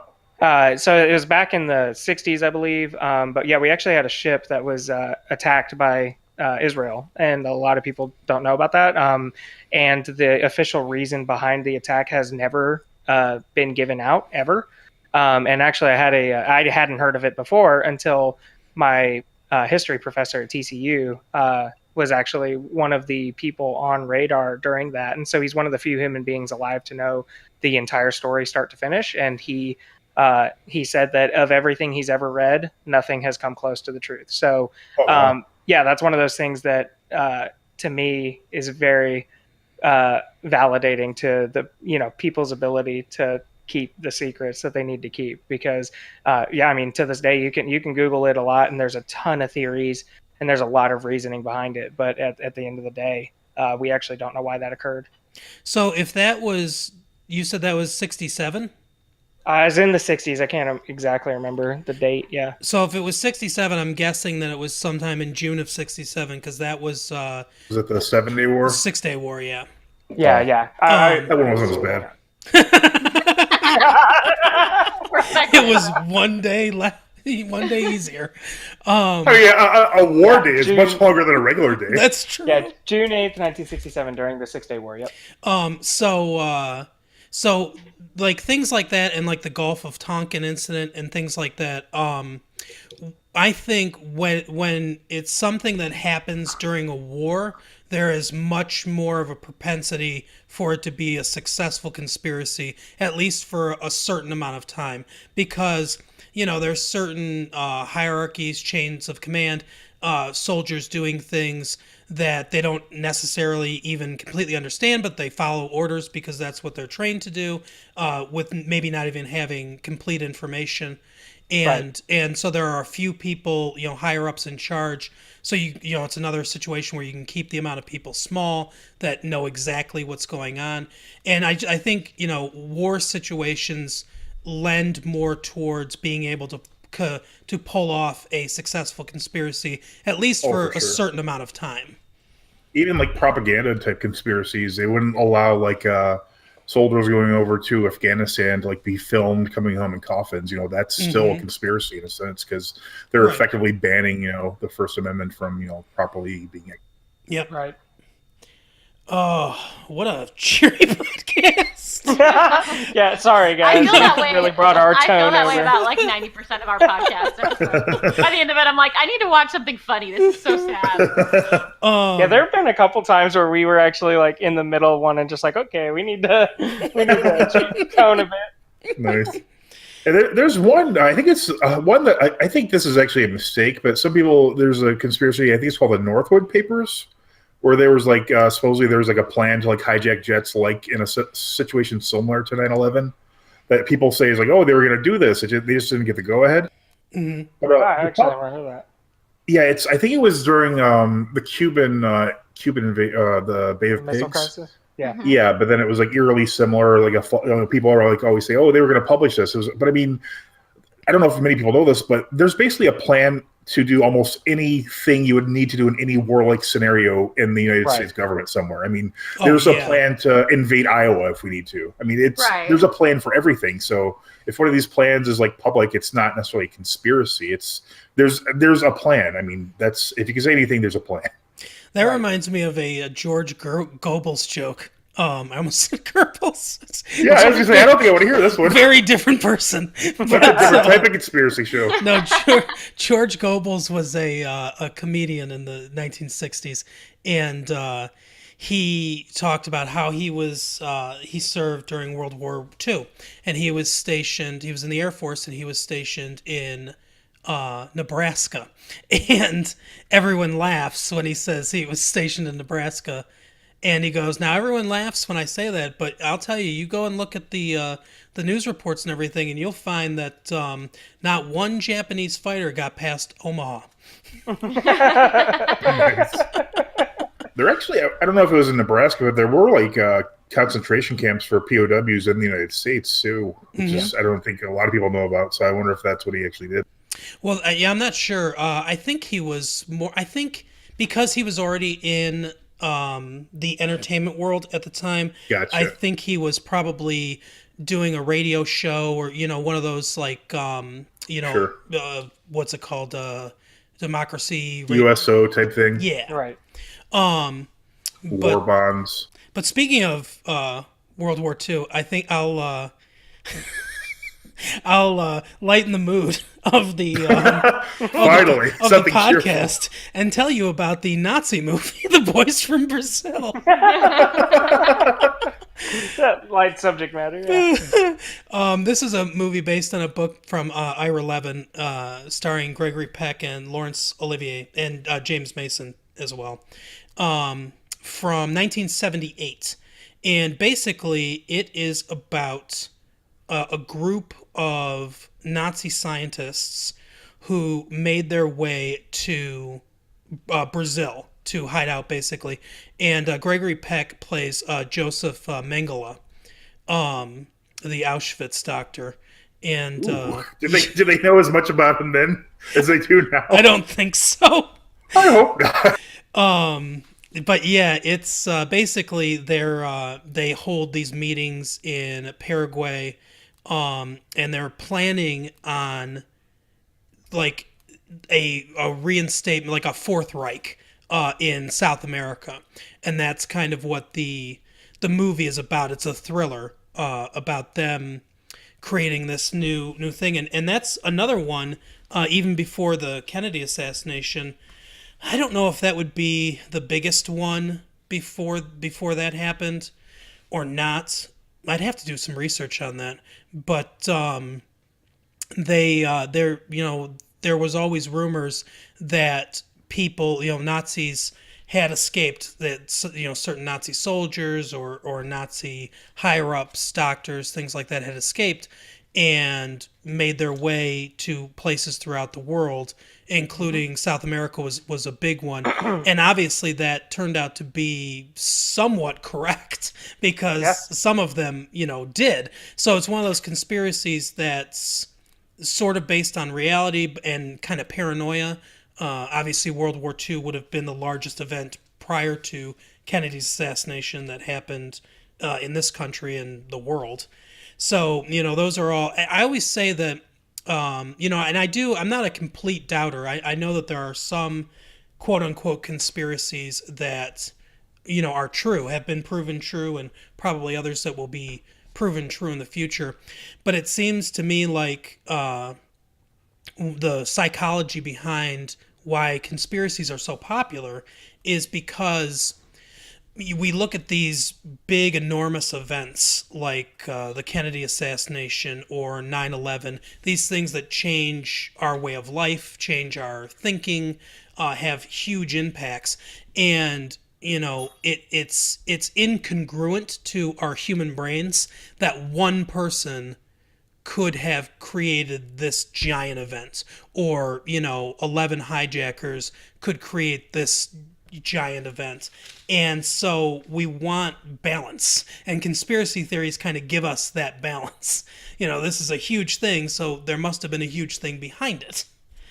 Well, I think also a lot of it, the way I've always kind of felt about it is a lot of it stems from fear. Not only, we talked about the lack of knowledge, and I think obviously ignorance breeds fear, I think a lot of times, but also I think the fact that we all, even those of us who do have maybe more knowledge in it and things like that, we know we don't know everything. Yep. We know that. And so we want to make it so it makes the most sense to us. We want to say, okay, this is what we do know. So let's see if I can form more knowledge on this, just because I think it's so scary to think about the world where we know so little about what's going on around us. Mm-hmm. Well, and I think there's also just and I was reading about, conspiracy theories and why, not even why they exist, because ever since humans have grouped into people, there have been people not sharing the full truth about things, right? Like that's just a certainty.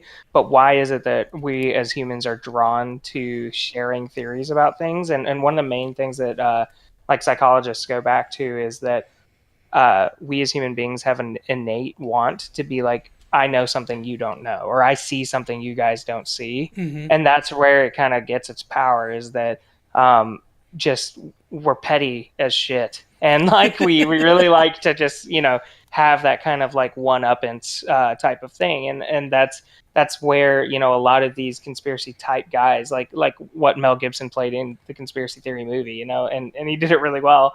But I think like those type of people, or the Dale Gribbles of the world, right? Like they thrive on, I'm woke and you guys aren't. And I think that's something that you take something that legitimately does happen, right? Because conspiracies, like I say it all the time, JFK, like anytime somebody conspires to murder somebody, there is a conspiracy theory out there. It's just which one is right? Right. Like, so, like, because we label conspiracy theory, it has such a negative connotation, but it's a fact of the matter. Like, those hijackers conspired in 9/11. Now, whether or not they had funding or guidance from someone else doesn't matter. There was a conspiracy theory. Now, will we ever know everything about it? No. Even the official story is a conspiracy theory. It is. It's the one that's a terrorist group from the Middle East, or from the right.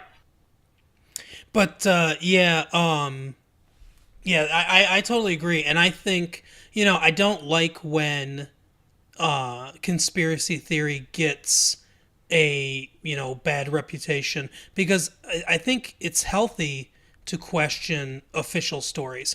I think it's healthy to look into things. To just blindly accept what you're told is not a good way to live your life. Right. So I think I definitely think it's healthy to question that thing, and like kind of coming on to your the title of your podcast, Skeptical Skeptics. I think it's also healthy to question conspiracy theories. Basically, you can't really get to the truth unless you question all of it, and just kind of distill it down to, okay, this is what we know, this is what we can prove, kind of thing. Well, I think. Are there any conspiracy theories you guys are like really behind, like you are really like skeptical of, like this might? Yeah, so me personally, and she doesn't believe with me in this one, but and it's when Mark, I think, talked about joining us for this one when we do our JFK special, because I do believe there is quite a bit more to that than Lee Harvey Oswald just acting as a lone gunman. Mm-hmm. I wouldn't say that I don't. I actually don't. I'm just saying I don't. I'm not super interested. Is the bigger point. Gotcha. Yeah, I can see. I actually believe the official story on that one, because there's so many things, like Mark pointed out earlier, and also with bullets themselves. I mean, as to whether, all the technical stuff, I believe is true. But as far as who actually ordered it, he did. I think he acted alone. Is there a way you could show that he didn't? Sure, there's probably 1,000 ways, but that doesn't mean that he actually didn't act alone. That's just my opinion. Yeah, for me, the intrigue. So I actually think he was the only shooter. Like, I don't think there was anyone on the grassy knoll, and I definitely don't think that person fired a shot. For me, I think it was the machinations of it, like, all seemed to be lined up with what was released. For me, it's that second layer of it happening in the first place. Like, there was a lot of Secret Service protocols that were broken that day. For instance, every other motorcade, and it was in their handbook, and it was in everything they should have done. Secret Service people were supposed to be riding, and you can actually see in the Zapruder film and on the Lincoln itself, there are foot stands in the rear, right and left of that Lincoln, where you're supposed to have Secret Service agents in path of where he was shot. They're supposed to be riding on the motorcade. Instead, they were jogging beside. Also, the motorcade shouldn't have gone through an area with so many windows, and in fact, there were so many windows that Secret Service said essentially words to the effect of, "Well, let's just not check any of them." And that's never happened before. Gosh. So that's not lazy, right? And there's a lot of that secondary stuff. The Warren Commission, for instance, like JFK's head is still missing. His body went missing for hours post-mortem, and nobody knows what happened there. A lot of the machinations of the Warren Commission itself were called into question. And I think for me, and again, it goes back to like we've talked about a few times, it's the basis of the podcast, right? Like I firmly believe that whoever would have designed such a thing as killing JFK would make it as simple as this one guy up in a window shot the president. I just also think that they were smart enough to have other things in motion to make that successful. And, if you look into Lee Harvey Oswald's background itself, like it just seems unlikely to me that he would be someone motivated to act alone, and rather would have taken orders from someone else. And then, so to me, that part's interesting. And I'd like to re-extend the invite for you guys to join us on that episode. But I have a lot of opinions, obviously, about the JFK assassination. Oh yeah, I am looking forward to that one, and I have, like I said, it's not my theory. It's a theory I read about, but it's not one that's talked about a lot. But it makes a lot of sense, and it's I think it's definitely one that will be interesting for your guys' audience. I'm very excited for that. But yeah, I mean, like, there are all sorts of different connections you can make with the JFK one, the mafia connection, obviously, with Sinatra and the Rat Pack and the mafia and JFK. There's a lot of strong connections there, and why they would be upset with him and Bobby Kennedy after they probably, and here's another conspiracy, that I believe that Momo Giancana and the mob probably helped him get elected. Right, I think that one too. For sure. Yeah, both in West Virginia and West Virginia in the primary, and Chicago in the in Illinois in the general election against Nixon. And for him to turn around and make Bobby Kennedy, who went after the mob pretty hard, his attorney general, I could see why that would make them angry. So there are all sorts of interesting connections that you can make with that one, and it's probably the most fascinating one. Is there any conspiracy theory that you guys just think like, oh, this is dumb, I can't believe anyone even talks about this? This is a no way situation. I feel that way about the moon landing, personally. Oh, I would say flat earthers. Flat Earthers. Yeah. I don't even feel like that's a conspiracy theory. I feel like that's like there's a new donut Earth theory, or maybe the moon's a donut is a new theory. I don't remember. It's something ridiculous. Yeah, there are quite a few. I think so. The moon landing one, I think, is one of the dumbest ones because, along with flat Earth, because they're so easily provable. Yeah. And I think that's the main thing that fun conspiracies exist on, is the inability to prove or disprove. Yeah. And that's what those just don't have. Moon landing, with good enough optics, you can still see the stuff we left up there. And then also we left laser plates, and we regularly measure using those laser plates. Unless you were physically up there, you can't manipulate that. Mm-hmm. There's so that one's easy. I think flat Earth is probably the most. Flat Earth is the one that makes me the most angry. I think it's hilarious. It's funny, but their reasoning behind. I get visually upset when we talk about Flat Earth. Sometimes I do get mad at that. It's just so ignorant. It just makes you regret the last millions of years of evolution. Yeah, you're just taking such a step back. Yeah, and it's I went on a work trip. So my company sent me to Seattle, and I was alone for 5 days. It was a wholly unhealthy experience, apparently, because I stayed up till 4 a.m. every night watching flat Earth videos and just getting upset. I was shirtless, sweating in bed, just angry, but yeah, it was just that one's the one that to me, there's actually, what's really funny, if you go on YouTube right now, there was a guy, Flat Earth, who offered $100,000 reward to any pilot willing to fly this supposedly circular chart that he had made or whatever. And another pilot, he's a retired dude, and was like, you know what? I got time. I love to fly. He took him up on the challenge and recorded every single. So what this guy postulated was, hey, this path that I have made, if the world is a globe, you will, if you fly in this vector at this speed for this duration, you'll end here, but you won't because the Earth is flat. Well, the pilot was like, no, screw it. So he did it. And he ended exactly where a globe theory would say he ended. And then the guy like revised his challenge. He's like, hey, I'm not going to pay you. You have to do this. And the pilot was like, screw it. So I'll do it. And they did this like 4 times over. This is on YouTube. It's very well documented. He was like, oh, well, you didn't use charts. So he had him like dictate which charts to use. And like, I mean, he really challenged him on this. And it's a very patient man. Yeah. Oh, yeah. I think he went into and he states on his YouTube channel, like he went into it knowing this dude wouldn't pay up. He just felt like it was worth his time just to have a counterpoint video. And all that fuel too. Jeez.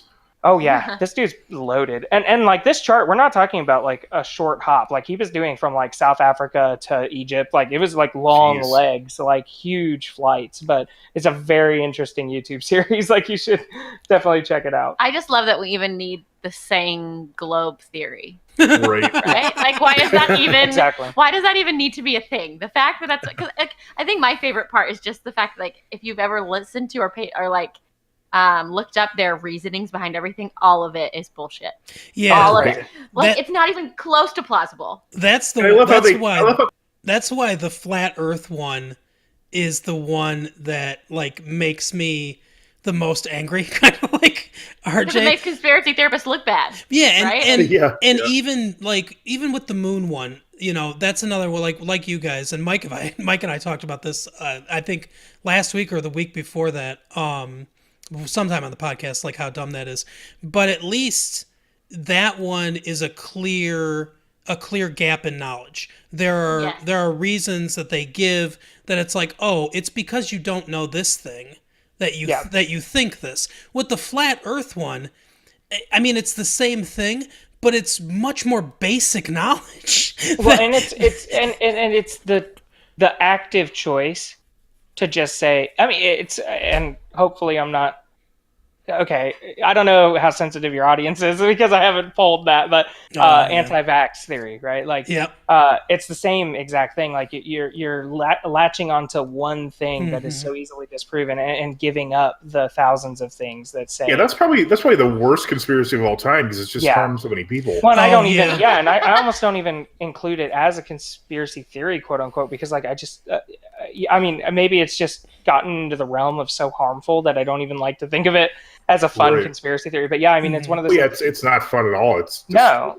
Well, that's what my dad is actually a pharmacist, and one of the things he said was, you know, if Big Pharma's main goal with these horrible chemicals was to harm you, then they're really bad at their job. Yeah. Right? Because we have so many people that not only are living longer, but you know, like the vast majority of people like totally listen to Big Pharma.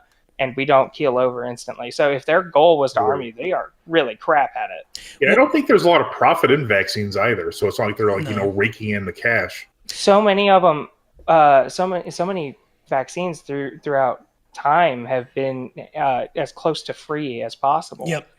You know, or done in a humanitarian fashion as well. My insurance will let me get a free flu shot every year just because, you know, they're not losing much money on that.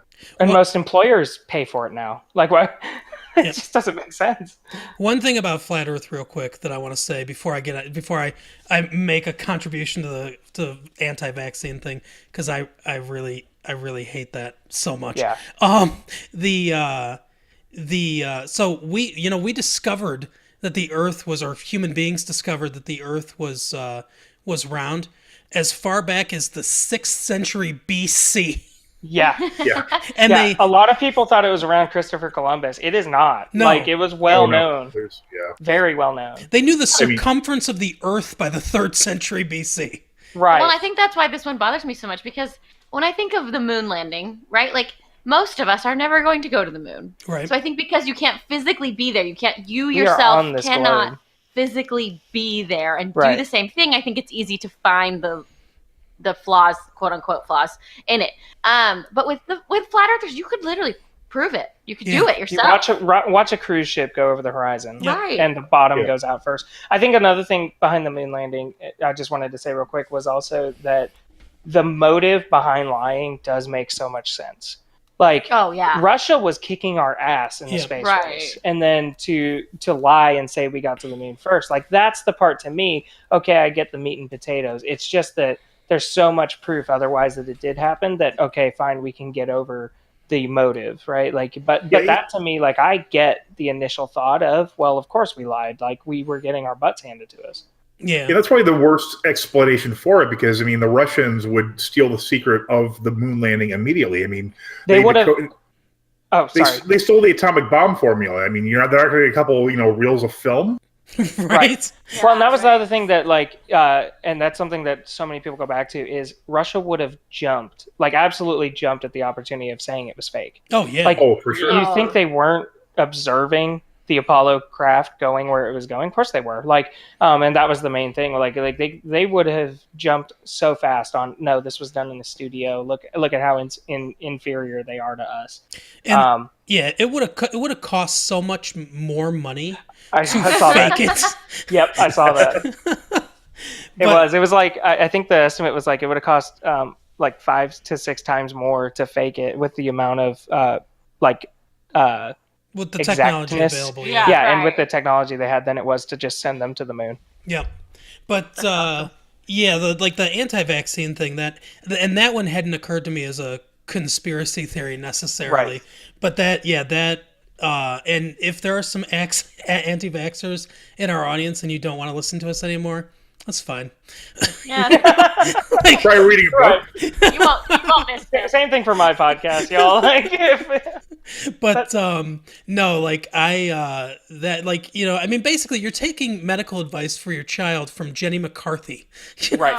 First of all. Especially, hold on, I'm sorry. Like, I have to talk about the fact that she made this huge deal about her son having autism, who, by the way, does not have autism. Yeah. They found out.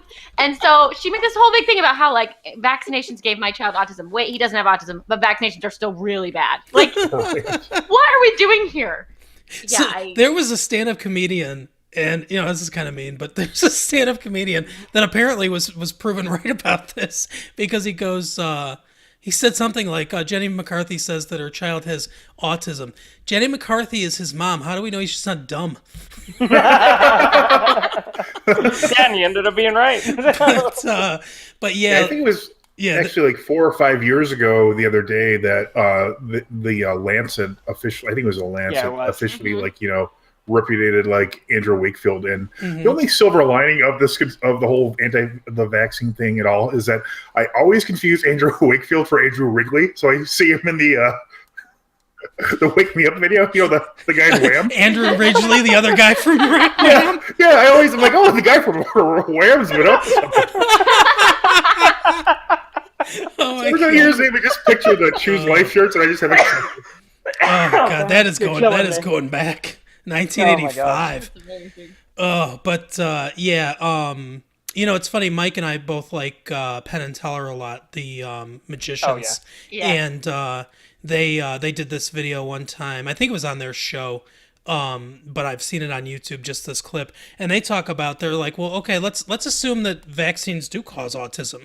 In the percentage that it exists in the country. And they say, and they set up all these different, I think they're like bottles or something like that. Bowling pins, that's what it is, right? Mm-hmm. And there are two sides, one vaccinated and not vaccinated. And so they knock over a couple of them. They say, okay, so that's the chances that your kid's going to get autism. Now here's the chances when your child's not vaccinated, they'll get measles and die from that, or they'll get this, and right. And it's just, even if it did cause autism, it's still better to vaccinate your child, right? That's really kind of a impolite comment on people with autism. I mean, you're just assuming that they're not equally having a valid existence as everyone else. Yeah, autism is somehow having autism is worse than getting the measles, right? Or dying, yeah. And exactly. Well, and I went to 4 funerals this week, but none of them had autism. Yeah, exactly. I mean, it's one of those things. Like, as a parent, like, if you don't look at your kid and go, well, here's this minuscule chance he'll get autism or die, like, and choose autism, like, that's still, you're a bad parent. Like, so, I just don't get Not the best slogan, choose autism. Yeah, I mean, it just doesn't make sense. The other thing for me that I really absolutely hate, I mean, obviously this is my least favorite conspiracy theory of all time, like Mike said, because it's harmed so many people, but is the fact that it relies so much on herd immunity. Yep. So literally, in order for your child to not be vaccinated, all of these kids have to be vaccinated. So if the more kids that are not vaccinated, the more likely that my kids who are vaccinated are going to be sick. Yep. It's going to be your fault that my kid gets this sickness that was supposed to be eradicated hundreds of years ago because you decided to listen to a TV star and a doctor who didn't know what he was talking about, who was crazy. Yeah, and there's so many. There's like measles outbreaks right now, like on the East Coast. Right. You know, Yes, like measles. right. Never should have been. Yeah.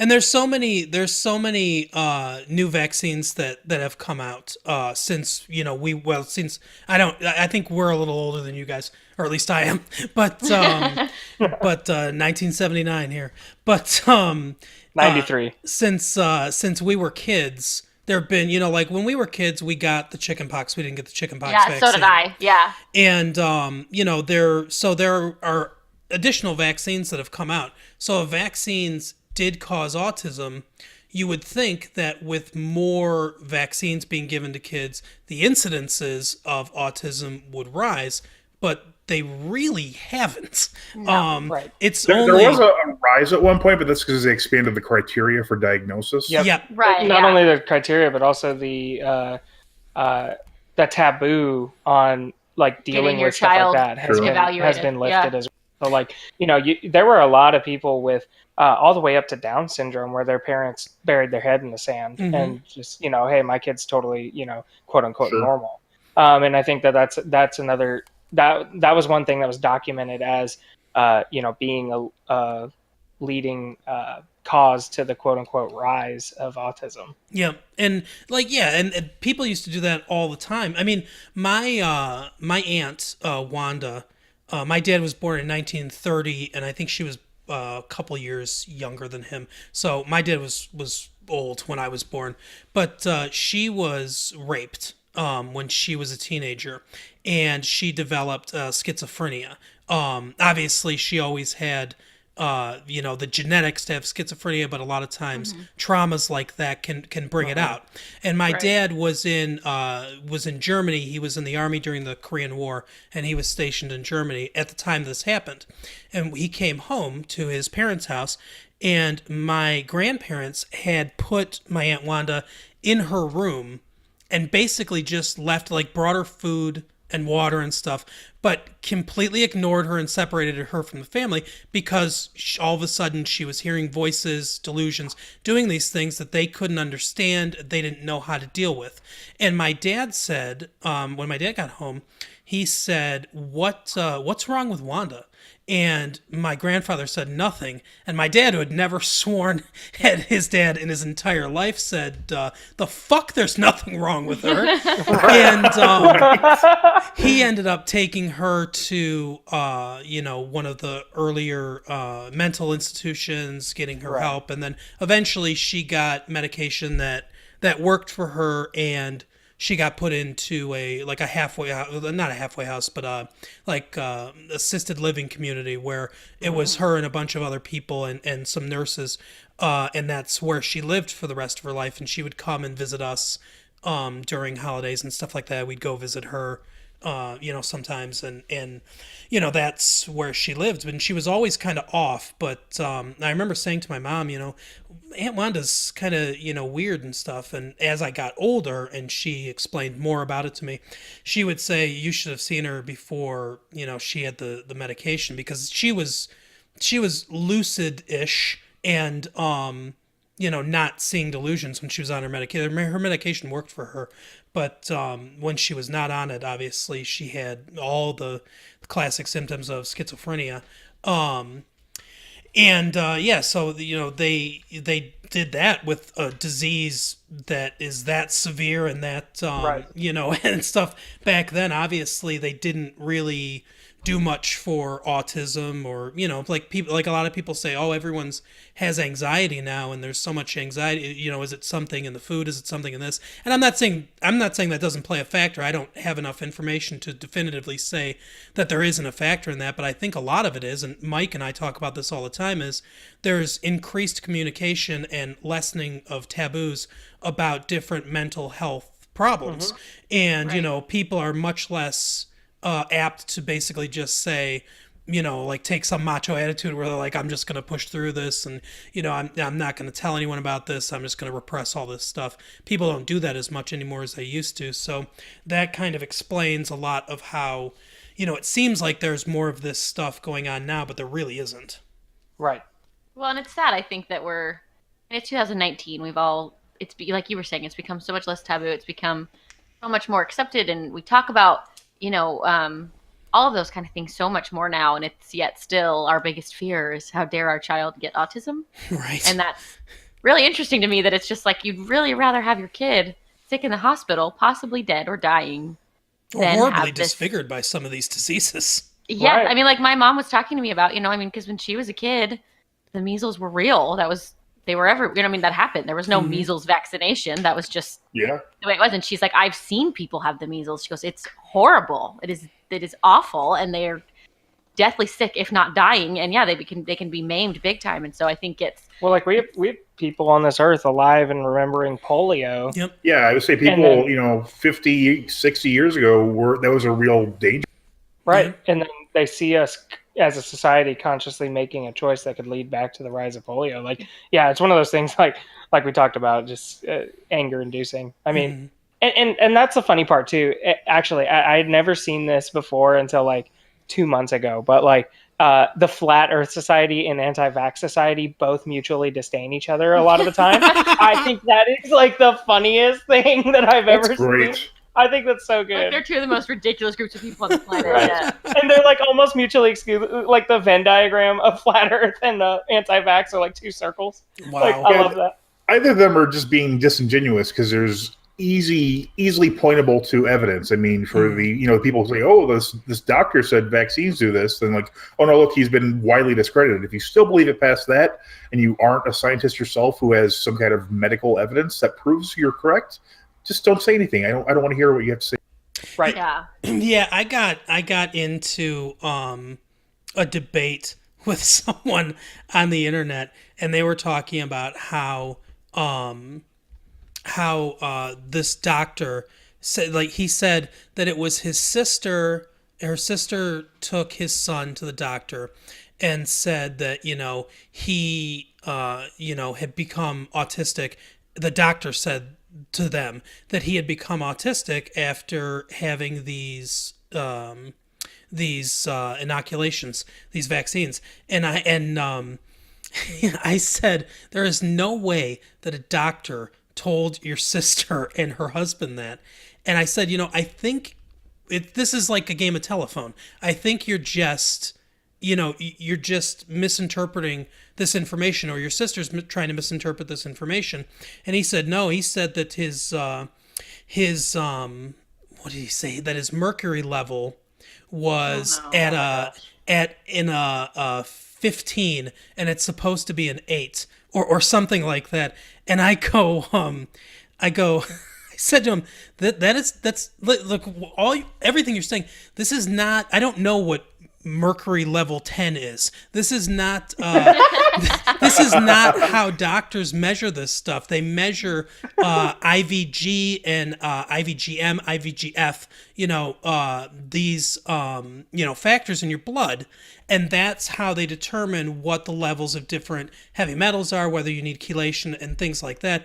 And I said, and if he was talking about IVG or IVGF, it's like a level of 16 is slightly on the higher side of normal, but still well within normal range.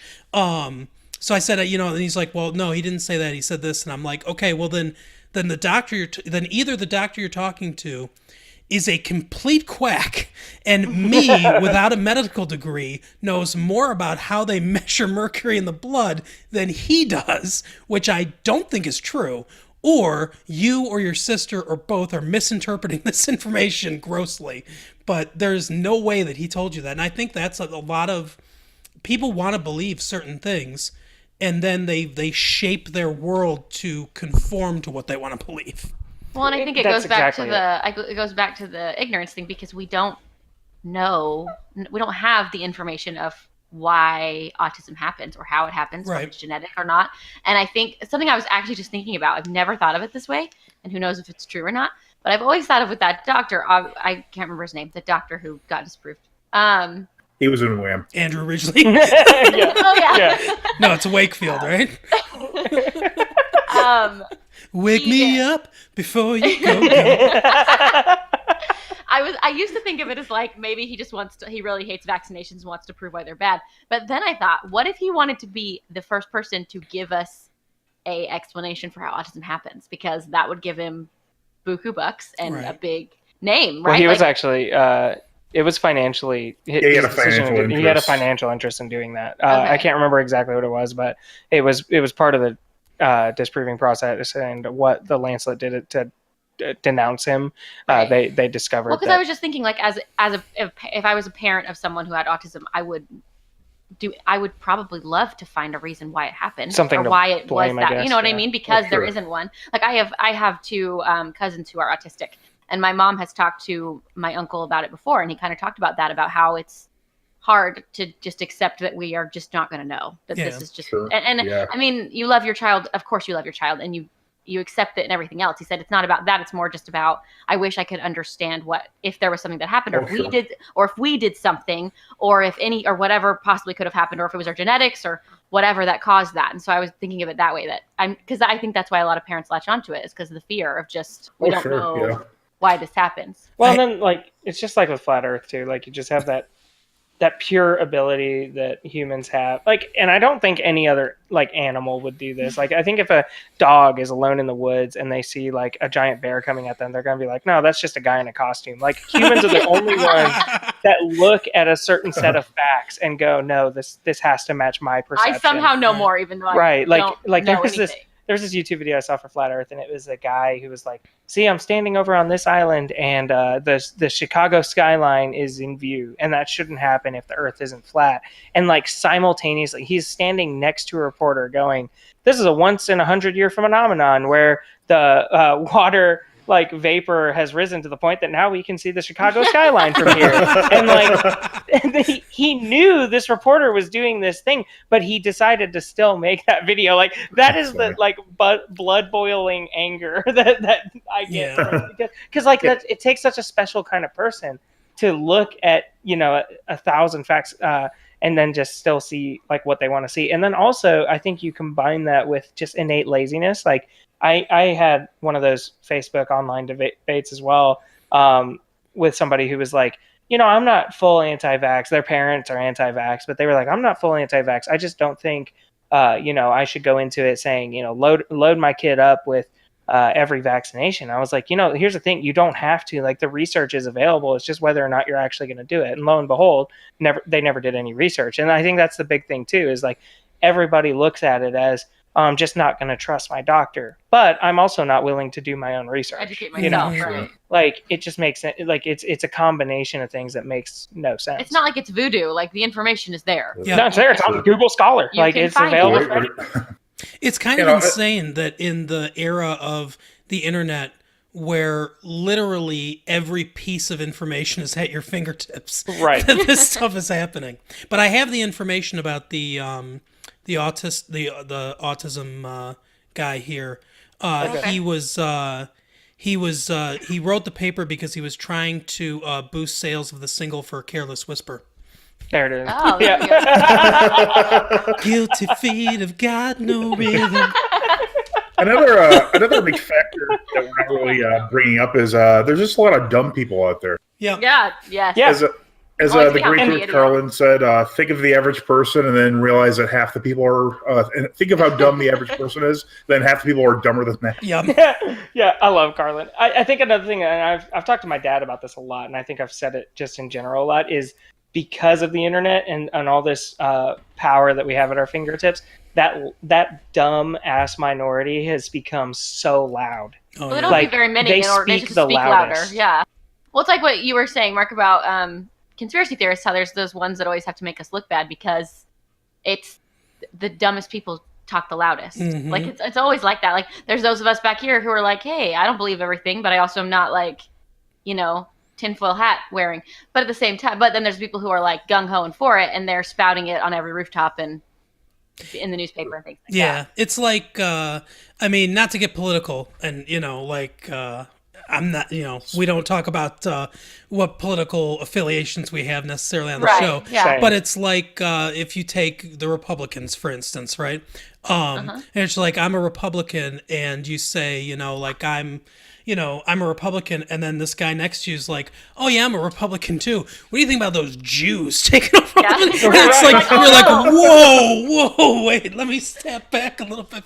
I'm not that Republican. I'm not like that. Hold on. Because it's like there are, and it's the same thing for the Democrats too. Like there are people who are Democrats that don't necessarily think that every single word that everyone say should be policed all the time, and stuff, or like. Well, that's something that I've actually said a lot, is that the internet and these voices and the way that we portray ourselves online is what drove this last election of just we're polarizing so much. Yep. I mean, you go back 30, 40 years ago and the two candidates were not nearly as far apart as we are now. Like, not even close. Yeah. And it's one of those things that, like, it's that same thing. Like, the loud right and the loud left are the ones that have the most voice. So they're the ones that get pandered to, and then they're the ones that the rest of us just still have to vote for somebody. Yeah, it's unfortunate. Yeah, it is, and it's one of those things that the louder that small segment of people are, and the more credence that they're given,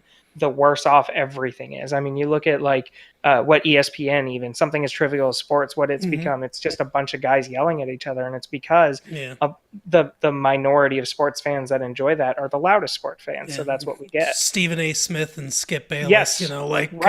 LeBron is the worst player that's ever played in the NBA. LeBron's the best. Right. I mean, that's what it becomes.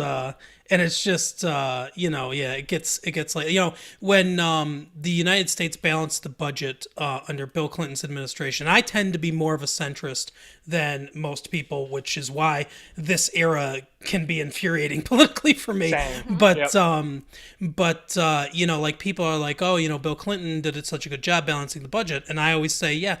And Newt Gingrich, whether you love him or hate him, and the Republican Congress did a lot, did just as much. They both were smart enough to say, hey, we got a problem. Let's work together. And they made concessions with each other. Right. Bill Clinton said, I'll give you guys this thing that you want. The Republicans said, we'll give you this thing that you want. We'll increase taxes a little bit. We'll shrink the government, in this way and this way. And we'll do Waco. Right. They actually worked together and they solved a problem. And that doesn't happen nearly as much as it should anymore. Well, a little problem down in Texas. Mike, do you want to talk about that? Because I really want to hear your top dog theory. Oh, no, I'm sorry. What were you going to say, Rachel? I was just saying, I think that was kind of the point of the two parties. The idea maybe in the first place was the fact that we can take two different, completely opposite people and put them in a room together and find the middle ground between the two. Mm-hmm. Because if you just take two Republicans, put them in a room, take two Democrats, put them in a room, you're going to get the same opinion off both people most of the time. Yep. But if you're able, I think that was the point. And now we've just become where it's instead, I have my side, you have your side sucks, your side sucks. No one's conceding. Yep. And so I think we kind of took the point and crapped all over it. Yep. I agree. But no, Mike. Does Mike have an official, like a very special relationship with David Koresh and what happened in Waco? No, Mike. Am I missing something? It's funny, he's from Michigan, but not Waco. The Oklahoma City bombing. Tim McVeigh is from Michigan. Yeah. But Waco is definitely one I have a lot of questions about. Yeah, I remember at the time, and I'll definitely give you credit for this because we used to talk about this in school, every once in a while. But at the time, you were not like happy about how this was handled, and you had a lot of questions about what they did with the Waco thing. Like, we had a lot of discussions about this way before anyone else had brought anything up about it. Yeah, that and Ruby Ridge also I have a lot of questions about, and there's actually one person that's connected to both, a sniper for the ATF named Alon Horiuchi, I think. Mm-hmm. And like, people claim that he both took the shot that he wasn't supposed to take each time. I mean, there's just a lot. I could go on for hours about Waco. Hey, if you ever do a Waco one. There's another episode. We'll bring you on for. But Mike, really, there's like a whole like trio of like right wing / white supremacist type I mean, really, Waco, Oklahoma City, and Ruby Ridge are almost the exact same thing happening 3 different. Yeah. It's interesting. I never thought about those as connected events. Yeah, they're all like anti-government type people, trying to lash back at the government, and that was like a really like dangerous like thing around those times. Especially like Mark said, we live in Michigan. There was like the whole Michigan militia supposedly were connected to Timothy McVeigh and all that stuff. It was very odd. Yeah, obviously it was a big story in Oklahoma. It was a big story nationally, and because of the Michigan connection, it was a big story here. So that was on the news when that happened in '96. It was on the news, or '95. It was on the news a lot here because of the Michigan connection. So they definitely talked about it a lot. But Mike, did you want to talk about your top dog theory? Yeah, actually, that plays into this perfectly. Yeah, I didn't say that. This is really weird, and I don't even know how I discovered this because I've never seen the movie. But I like just looking up like Chuck Norris sometimes. So one of the movies he was in was the 1995 buddy cop action comedy film called Top Dog, and this is where it gets really weird. Okay, mind you, this movie came out 9 days after the Oklahoma City bombing. But in this movie, Chuck Norris plays I believe he's an FBI agent trying to disrupt these white supremacist terrorists from attacking someone on Hitler's birthday, 4/20, which was the day that the bombings actually occurred. Oh my gosh. Wow.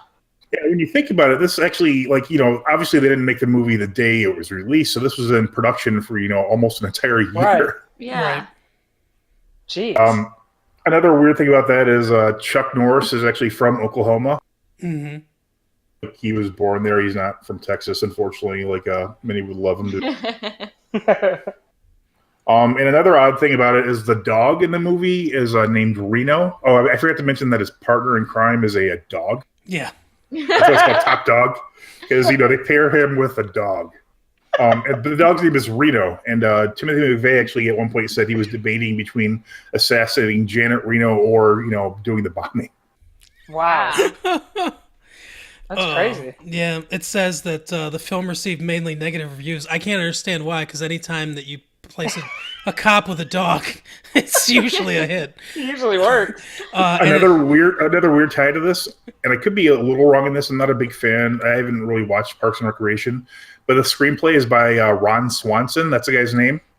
And isn't that character a conspiracy theorist? Yes, he is. Yeah, he is. Yeah. He's super That's anti-government. excellent. Oh my god. It all ties together. That's a great theory. I love that. Yeah, so Mike has teased that on the podcast for a while, so we figured this would be the best time to bring it out. But So good. Yeah, lots of connections there. Well, I feel like we could probably go for hours more. Yeah. But yeah. I guess we will wrap it up here. Another fun-filled episode of Nazis, rape, murder, and kids getting measles and autism. Another day on Skeptical And Wham! Skeptics is what that is. Yeah, and wham, that's right. Yeah. Whenever you think of Nazis, think of Wham. If you got anything from this, it's that Wham causes autism. That's right. Oh, yeah, don't listen to Last Christmas next Christmas time. By the way, just real quick, too, George Michael died on Christmas, actually. It's kind of sad when you think about I it. didn't know that. That is Thanks. sad. Yeah, another down. What another. I feel like Wham was the only happy part of this, and it's now been ruined. Now it's been It's- tainted. To make the universe right, when we have you guys on, we'll talk a little bit more about films and happiness on our show. Balance it out. But yeah, thanks for joining us on Massive Late Fee. Obviously, big thanks to RJ and Rachel from the Skeptical Skeptics podcast for joining us. Check them out on their show and on Twitter. Their show's available every place. Our show's available, Spotify, iTunes, all that stuff. What else? Oh, so Mike, how do we end the show? I forget. You can I don't know. You can find us at Massive Late Fee on Twitter, Massive Late Fee on Facebook, massivelatefee@gmail.com. If you want to contribute to our Patreon, throw us a buck. We appreciate that. And as we always say, the biggest thing that you can do is tell a friend. Tell a friend about our show. Tell a friend about the Skeptical Skeptics podcast. as well. And I'm really, Mike, I'm really thinking about in the next couple weeks starting a contest where we'll give something away, $100 gift card or something like that, for the funniest story of how you work massive late fee into a conversation that has nothing to do with massive late fee.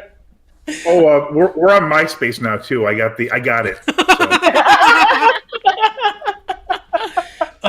Our only friend is Tom, but we are on there. You guys want to make the top 10? Message me. So, I forgot about the top 10s. So thank you for joining us again, and we will see you next week. And tune in to the Skeptical Skeptics podcast, and we'll let you know when that JFK episode comes out, because I'm excited for all you guys to listen to that too. Thanks, everyone. Bye. Thank you. Thanks for coming on. Yeah, thank you guys for having us. Really appreciate it. Yeah, thanks.